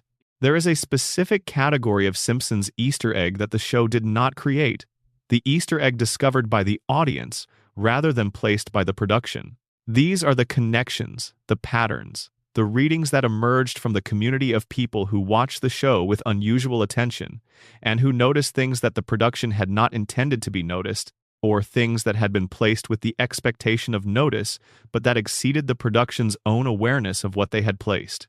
The fan community that formed around The Simpsons is one of the oldest and most extensive fan communities in the history of American television because The Simpsons is one of the oldest and most extensively watched shows in the history of American television. The news groups and mailing lists that sprang up around the show in the early 1990s, before the internet had the infrastructure to support the kind of fan activity that is now commonplace, were sophisticated communities of attentive viewers who were analyzing the show's content in ways that the production had not anticipated and that produced discoveries that genuinely surprised the people who made the show. The Alt.TV Simpsons news group, which was active from the early 1990s, and which constitutes one of the earliest examples of organized television fan analysis in the Internet era, developed a vocabulary and a methodology for analyzing The Simpsons that would be recognizable to anyone who has read fan analysis of any complex media property in the decades since. The community identified continuity errors, tracked the evolution of character voices and character designs, cataloged every background joke they could find, debated the relative quality of episodes, and collectively developed a body of knowledge about the show that exceeded anything any individual viewer could have accumulated. This collective knowledge produced discoveries that the production itself was not fully aware of. Background details that had been placed by animators as private jokes were discovered and documented. Connections between episodes that the writers had not consciously intended were identified and developed into theories about the show's larger structure.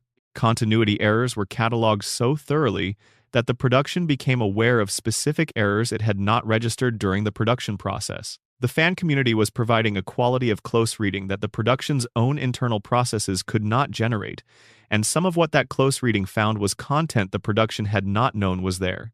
The frame-by-frame analysis that became possible as home video technology improved, and that became significantly easier as digital video and streaming made individual frames accessible in ways that broadcast television had never allowed, produced a new category of fan discovery.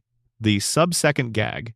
The content visible for fewer frames than real-time viewing allows a viewer to register consciously that exists in the episode as intentional content, but that was practically invisible at broadcast speed.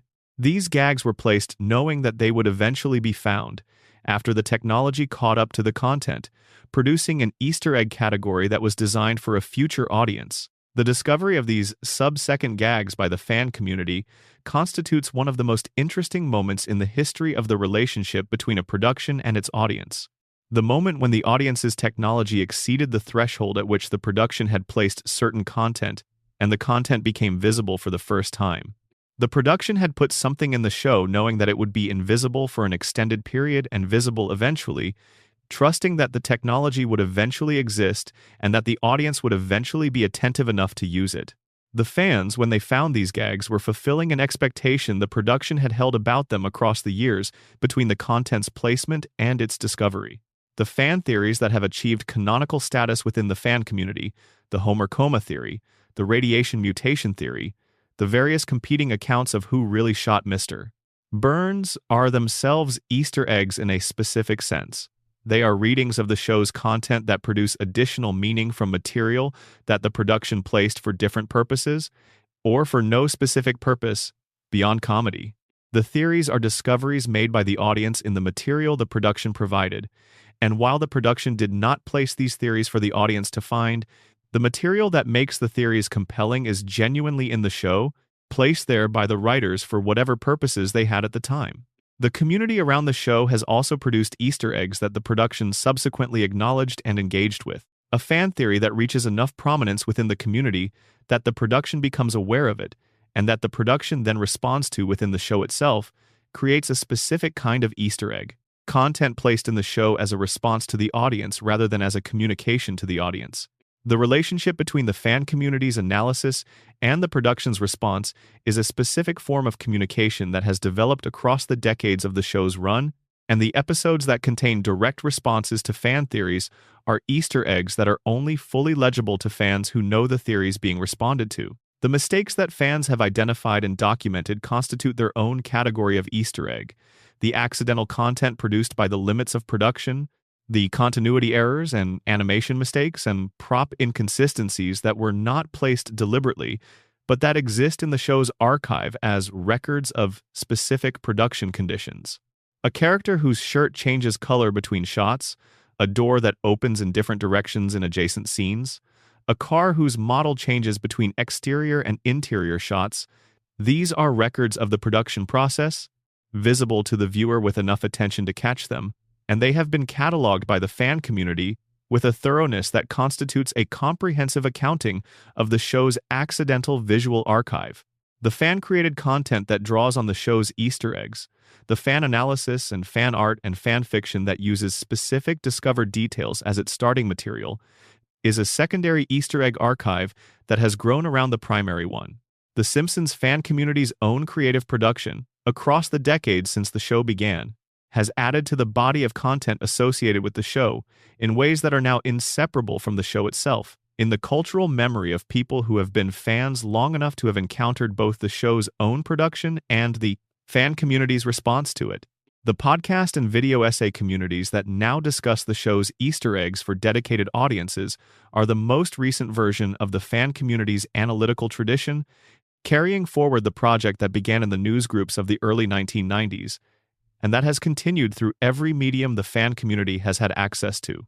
These communities have developed analytical tools and frameworks that are more sophisticated than anything available to the early fan community, and they have brought those tools to the show's archive, with results that continue to add to the collective knowledge of what the show contains. The fan who has been engaged with The Simpsons and its community across decades carries a layered experience that is qualitatively different from the experience of anyone encountering the show for the first time. The new viewer sees a cartoon. The long-term fan sees a cartoon, a community's history of engagement with that cartoon, a production's response to that community, a body of secondary content created by both the production and the community, and beneath all of this, their own accumulated personal history with the show. The specific memories of specific episodes at specific moments in their life, the feelings those episodes produced, the people they watched them with, the way the show was present across the years they have been watching it. This layered experience is not something that any individual episode or any individual Easter egg can produce. It is the product of time, of the specific temporal relationship between a viewer and a show that has been producing new content for longer than most viewers have been watching it. The deepest Easter egg in The Simpsons is not any specific piece of hidden content placed in any specific frame of any specific episode. It is the experience of having watched long enough that the show has become part of your own history. That Springfield is a place you know the way, you know places that have been important in your actual life, that the Simpson family is a family you have a relationship with, that exists alongside your relationships with real people. This is the Easter egg that the production could not have placed deliberately and that no individual episode can produce. It is the Easter egg created by time itself, by the experience of watching something long enough that the watching becomes part of who you are. And it is available, eventually, to anyone who keeps watching. Closing. Still watching. You have now spent several hours in Springfield, not watching any individual episode, not following any specific story, but doing something that the show's episodic structure is not designed to invite, sitting with the whole thing, the full weight of it, the accumulated depth of 36 years and 788 episodes, and the tens of thousands of decisions made by thousands of people across decades of production. What you have found? Moving through the background gags and the chalkboard sentences, and the couch gags, and the guest appearances, and the treehouse specials, and the long game callbacks, and the visual jokes, and the hidden writers, and the mathematical content, and the sound design, and the international versions, and the production history, and the philosophical arguments, and the seasonal traditions, and the fan community discoveries. What you have found is not simply a collection of hidden details in a popular television show. You have found evidence of what it looks like when a large group of intelligent, passionate, sometimes brilliant people spend decades making something they care about, for an audience they respect, with enough creative space to put into the work everything they know and feel and wonder about. The Easter eggs in The Simpsons are not primarily gimmicks. They are not primarily marketing, or fan service, or the production showing off. They are what happens when people who are making something for a very long time run out of room in the foreground and start putting things in the background. They are the overflow of a creative process that has more to say than any single episode can contain. They are the production talking to the fraction of its audience that is paying the closest attention, trusting that fraction to be there and to be interested. The writers who put real mathematical equations on Homer's chalkboard were trusting that someone would eventually look closely enough to evaluate those equations and find them real. The animators who put specific typographical jokes on background signs were trusting that someone would eventually pause and read those signs. The people who embedded the voice of one of the most famous people in the world under a pseudonym were trusting that someone would eventually figure out who it was. And the viewers who were paying close enough attention to find all of these things were trusting that the production would have put something worth finding. This mutual trust, sustained across decades of production and decades of viewing, is the show's most significant achievement. Not the episode count, though that is remarkable. Not the cultural influence, though that is vast. The trust. The specific agreement between a production and an audience that the thing being made is worth paying close attention to, that there is more in it than casual viewing reveals, that the extra attention will be rewarded with extra content, that the relationship between the show and its most attentive viewers is a relationship worth maintaining across a very long time. You have been watching The Simpsons, in some version or another, for as long as you have been watching it. Whatever that duration is, you have been part of this agreement.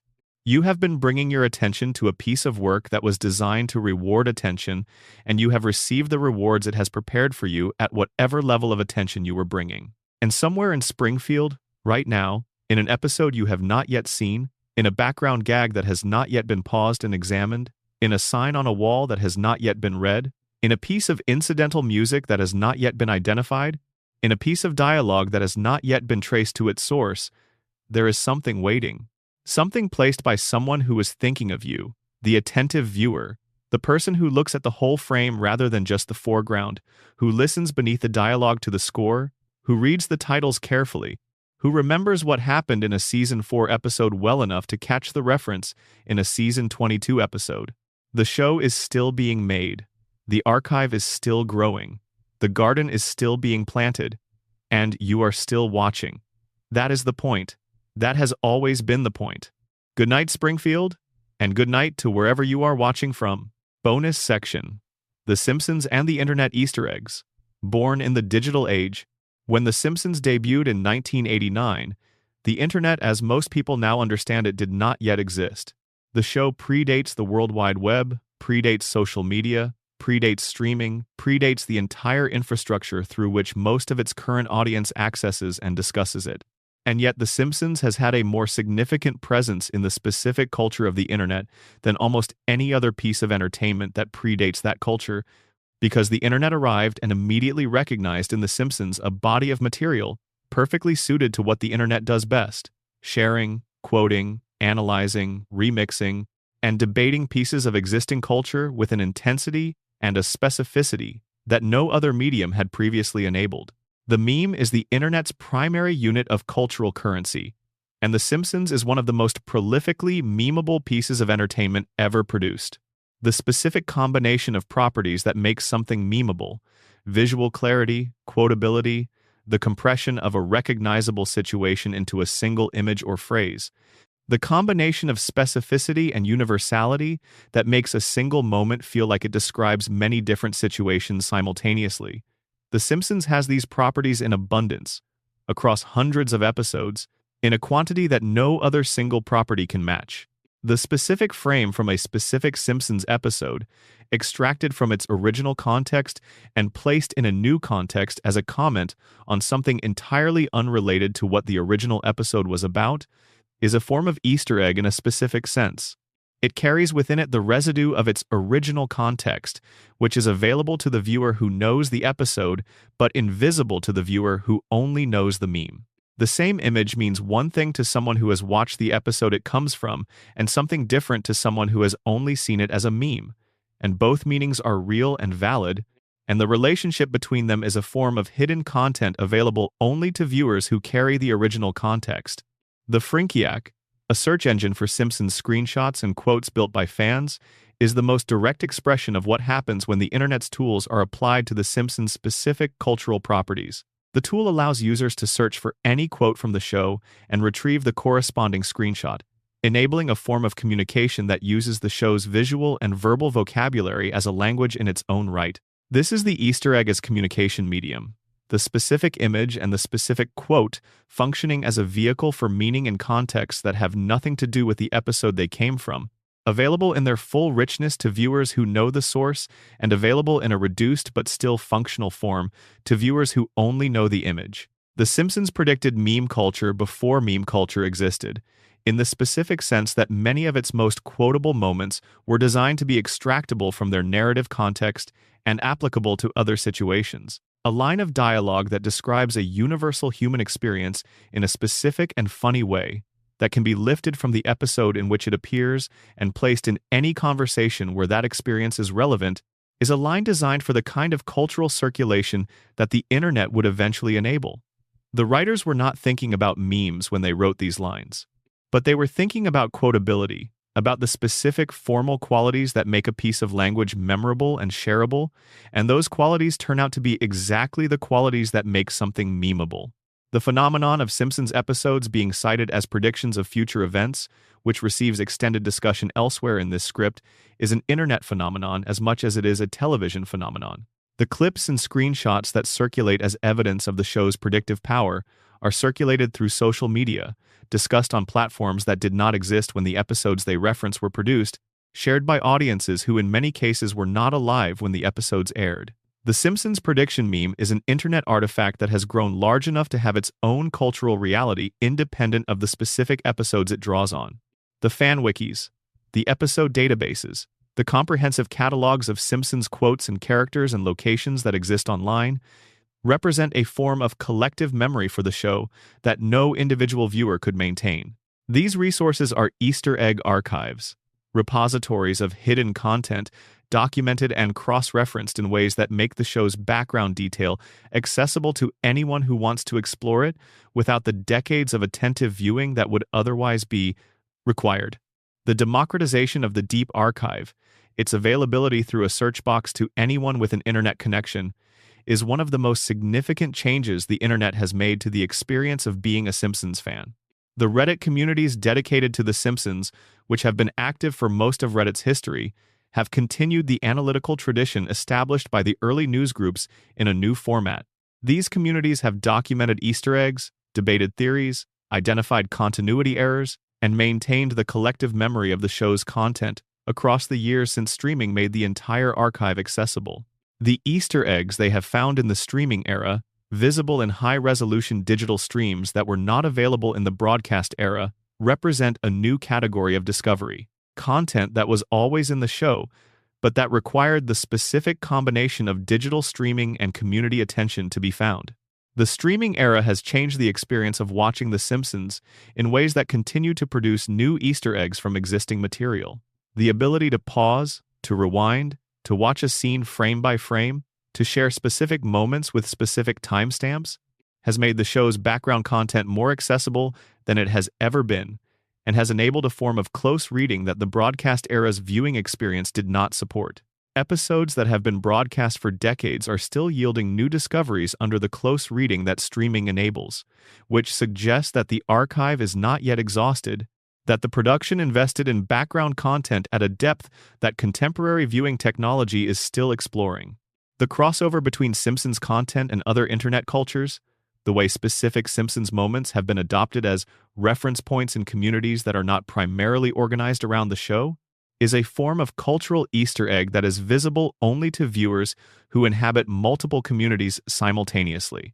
A Simpsons quote used as a shared reference point within a community organized around an entirely unrelated subject carries its original context as invisible cargo, available to members of that community who also happen to be Simpsons fans and invisible to members who are not. This is the Easter egg as community identifier, a piece of shared knowledge that marks the people who carry it.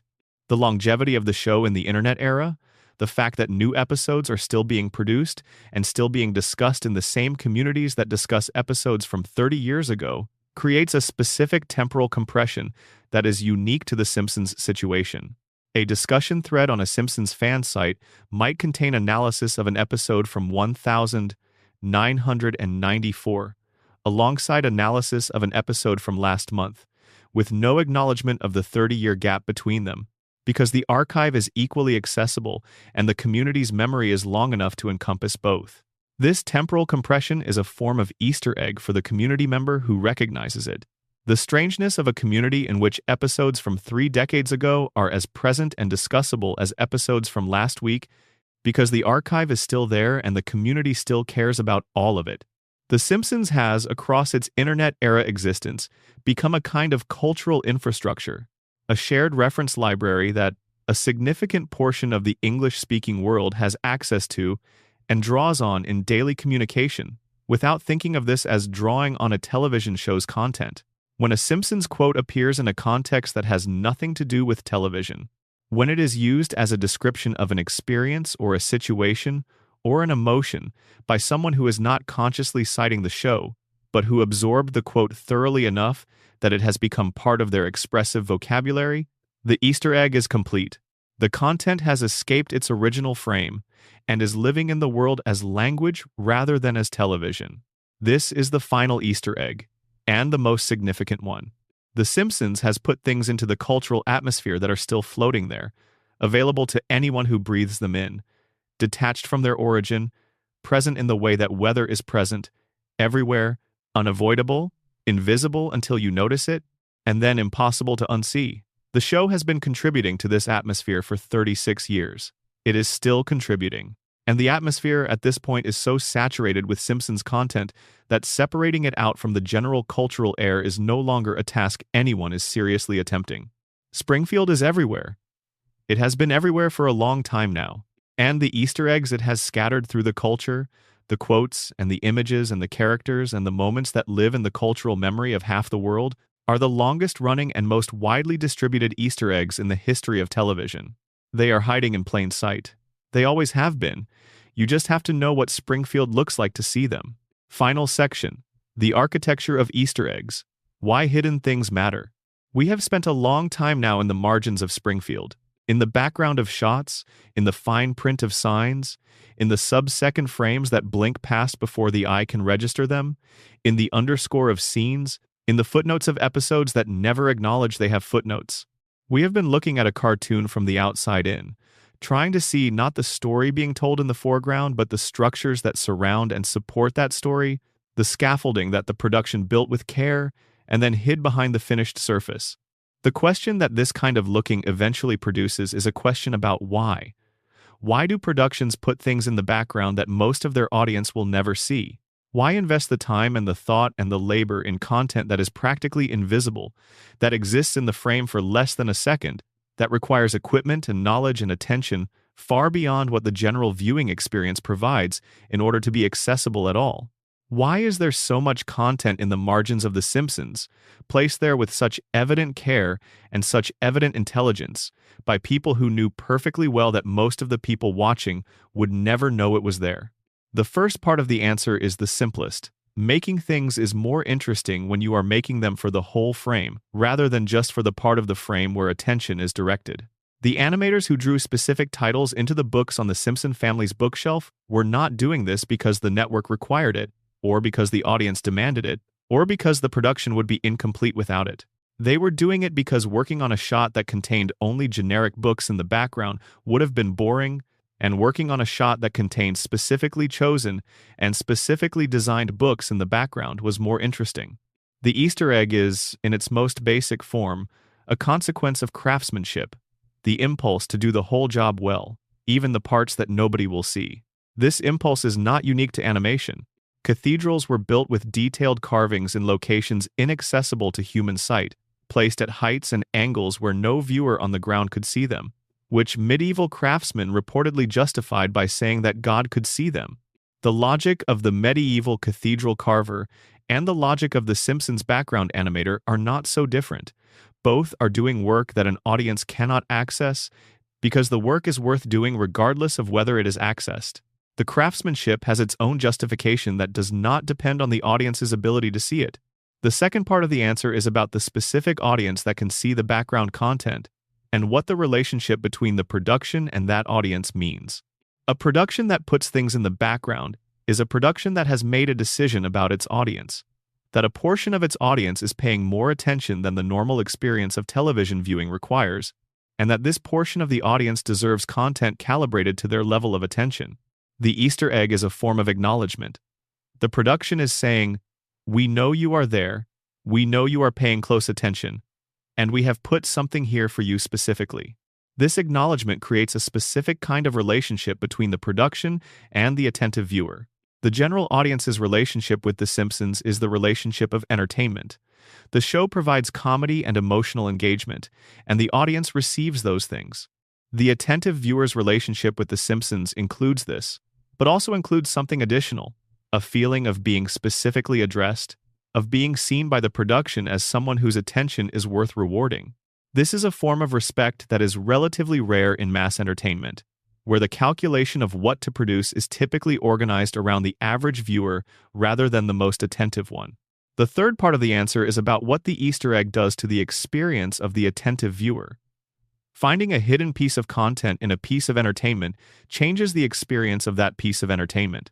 It adds a layer of engagement that goes beyond the enjoyment of the entertainment itself. The pleasure of discovery, the sense of having found something that was waiting to be found, the specific satisfaction of having brought the right knowledge to the right moment, and having received the reward that the knowledge unlocked. This added layer of engagement is a form of participation. The viewer is doing something, contributing something of their own to the experience, rather than simply receiving what the production provides. Easter eggs are, in this sense, an invitation to collaboration. The production provides the content, the attentive viewer provides the knowledge, and the attention required to find it. The discovery is the product of this collaboration, belonging fully to neither party alone.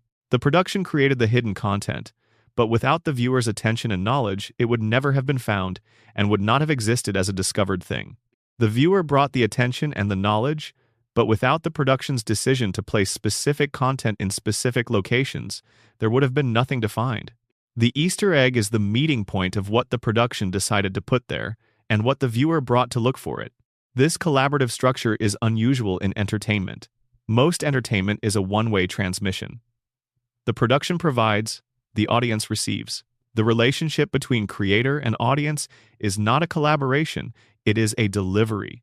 The Easter egg inverts this structure by requiring the audience to be active, to bring something, to do something, to contribute to the experience, rather than simply consuming it. And The Simpsons has been inviting this inversion since its first season, placing content in the background of shots that could only be found by viewers who were bringing active attention rather than passive reception. The specific character of the knowledge required to find different Easter eggs determines the specific character of the relationship between the production and the audience subset that can access them. Mathematical Easter eggs address mathematicians. Musical Easter eggs address musicians and music theorists. Literary Easter eggs address readers of literature. Film historical Easter eggs address cinephiles. The production is not speaking to its general audience with these hidden elements. It is speaking to specific communities within that audience, acknowledging those communities' specific knowledge and rewarding their membership in them. This means that The Simpsons is, beneath its surface as a mainstream entertainment product, a collection of many different specific productions, different layers of content addressed to different specific communities, all occupying the same frames of the same episodes, available to different portions of the audience based on what they know. The viewer who knows mathematics and cinema history and literature and music theory will have a different experience of the same episode than the viewer who knows only one of these things, who will have a different experience than the viewer who knows none of them. The show is not different shows for different audiences. It is the same show, offering different amounts of itself to different levels of attention and knowledge. The architecture of Easter eggs in The Simpsons is, in the end, an architecture of trust. The production trusts the audience to contain people who are paying close attention, who are bringing specific knowledge, who are watching the whole frame rather than just the foreground. The attentive viewer trusts the production to have put something in the background worth finding, to have invested in the margins with the same care it invested in the center. This mutual trust has been sustained across 36 years and 788 episodes, and thousands of specific moments of discovery, in which someone watching a cartoon realized that something had been placed in the background specifically for them. The Easter egg is the form that this trust takes, the specific piece of hidden content that exists as evidence of the production's belief that someone with the right knowledge will eventually look in the right place and find it. Every Easter egg is a small act of faith. Faith that the attentive viewer exists, that they will show up, that they will bring what they need to bring, and that when they find what was left for them, the finding will mean something. The Simpsons has been making these small acts of faith for 36 years. The attentive viewer has been showing up, season after season, bringing what they bring, finding what was left. The show is still being made. The viewer is still watching. The acts of faith continue. The discoveries continue. The relationship continues. In the background of an episode airing tonight, there is something that was put there for you. Something small and specific and carefully placed by someone who is thinking about the fraction of the audience that pays the closest attention, trusting that you would be there when you got there. It might be a title on a book spine, It might be a sign above a door whose content does not appear in any close-up. It might be a piece of incidental music quoting something you know. It might be a background character whose design contains a reference you will recognize when you see it. You will probably miss it on the first viewing. You might catch it on the second, or the third, or on the paused frame that you stop on by chance because something in the corner of your eye seemed like it might be worth looking at. And when you find it, when the frame pauses and you lean forward and you read the small text and you recognize what it is and you understand why it was placed there, that moment is the whole argument for what Easter eggs are and why they matter. The production put something in the background. You found it. The circuit is complete. The collaboration has produced its result. That is what 36 years of hiding things in a cartoon looks like from the inside. Small, specific, carefully placed, patiently waiting for the right pair of eyes. Still here, still waiting, still worth finding. Appendix: 40 things you can look for right now. Everything in this script has pointed toward the idea of looking more carefully. So before you close your eyes or drift off or move on to whatever comes next, here is a practical invitation. These are 40 specific things, scattered across the Simpsons' 36 seasons, that reward the kind of close attention we have spent all this time discussing. Some of them are famous. Some of them are obscure. All of them are there, waiting in the archive, ready to be found the next time you watch. The first thing to look for is the full text of any sign visible in the background of a scene set in Springfield Elementary. The school has been decorated with specific content across its many appearances: bulletin boards with specific posted materials, hallway signs with complete text, cafeteria menus with actual items listed. Pick any episode with significant Springfield Elementary interior content. Pause it whenever you see a sign or a board in the background and read what it actually says. The content is almost always funnier than you expect and almost never addressed by the foreground action. The second thing to look for is the specific selection of books on the Simpson family bookshelf in any episode where the living room bookshelf is visible in the background. The books are not generic. They have specific titles, specific authors, specific designs. Some of the titles are jokes in themselves. Some are real books that tell you something about who assembled this shelf and what they were thinking. Pause the frame and read the spines. The third thing is the chalkboard gag from the very first episode, which most viewers who know the show know from the much later episodes rather than from its original appearance.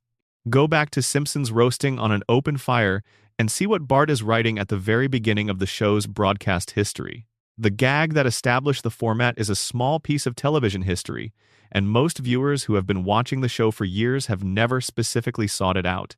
The fourth thing is the Krusty Burger menu board in any episode set at the restaurant. The items on the board are complete, including descriptions and prices. The content of the menu is a specific and detailed portrait of what Krusty considers appropriate to sell his customers, and it contains specific comedy that is only accessible to the viewer who reads the board rather than watching the foreground action. The fifth thing is the Springfield Shopper headline in any episode where a newspaper is visible. The headlines are fully written. They describe events in Springfield that the episode's main narrative does not address. Reading them is a way of seeing what is happening in Springfield beyond the story the episode is telling. The sixth thing is the specific episode of television playing on the background television set in the Simpson living room. The show has almost always given this television real content rather than generic visual noise. In episodes where the living room television is visible in the background without being the focus of the scene, the content playing on it is worth pausing to see. The seventh thing is the music playing during the credit sequence of any episode from the show's first 4 seasons. The music that plays under the credits is often different from the episode to episode in ways that comment on the episode's content or tone. Most viewers' attention has moved on before the credits finish, but the musical choices made for specific episode credit sequences are worth attending to. The eighth thing is any crowd scene at a town meeting or at a Springfield event, paused and examined in the specific spatial arrangements of specific characters. Who is standing next to whom? Who is avoiding whom? Characters with established relationships or established conflicts are often placed in spatial relationship to each other in crowd scenes in ways that reflect those relationships without announcing them. The ninth thing is the content of the signs visible in the background of any scene set at Moe's Tavern. The tavern's walls and surfaces contain specific content across its many appearances. Signs, notices, decorations, and items behind the bar that have been specifically chosen and specifically drawn. The tavern has a detailed visual history that rewards the viewer who looks at it as a complete space rather than simply as the location where Moe and Homer interact. The 10th thing is the specific musical quotation embedded in the underscore of any emotionally significant scene from the show's peak seasons. Alf Clausen's scores frequently quote specific works of classical music, jazz, and earlier Simpsons music at specific emotional beats. Listening with musical attention to the underscoring of scenes you know well is a different experience from watching them, and the musical content is often doing work that is not visible in the dialogue. These 10, and the other 30 you will find on your own, are waiting. The archive is there. The paused frame is a second away. And the discovery, when it comes, is the specific pleasure of having looked closely at something that was designed to be looked at closely, and having found that the looking was worth it. The Simpsons has been hiding things in plain sight for 36 years. It will keep hiding them. And you will keep finding them. That is the deal. That has always been the deal. And it is, in the end, a very good deal. Good night. A note on watching. One last thought. Before this ends, The Simpsons has now aired more episodes than any scripted primetime show in television history. That number is so large it resists being felt. But here is a way of feeling it. If you watch The Simpsons continuously, every episode back-to-back, starting right now, without stopping to sleep or eat, it would take you approximately 2 weeks to reach the end of the archive. 2 unbroken weeks of Springfield, day and night, before you got to the most recent episode. Nobody watches it that way. People watch it in fragments. An episode before bed, a few in a row on a rainy afternoon, a random episode encountered while scrolling through a streaming library at 1 in the morning. The show has been present in more living rooms, at more times of day, across more moods and more occasions than any other single piece of American entertainment. It has been the thing playing in the background when people fell asleep. It has been the thing playing when they needed to stop thinking about something difficult. It has been the thing they put on with people they love, and the thing they put on when they are alone, and the thing that played on the television in the corner while something important was happening somewhere else in the room. The Easter eggs we have spent this time discussing are present in all of those viewings, waiting in the background through all those different moods and contexts and occasions. Most of the time, nobody finds them. Most of the time, the episode plays and the background content remains background content, and the viewer receives exactly the foreground experience the show provides and nothing more. And that is enough. The show is good enough at the foreground level to justify its 36-year run without any of the hidden content it also contains. But every so often, somebody pauses. Somebody leans forward. Somebody reads the sign or hears the quotation or catches the reference that nobody else in the room has caught. And in that moment, the agreement between the production and the attentive viewer is fulfilled. The thing that was hidden is found. The circuit is closed. The long patience of the hidden content, waiting in the background through thousands of viewings, is rewarded.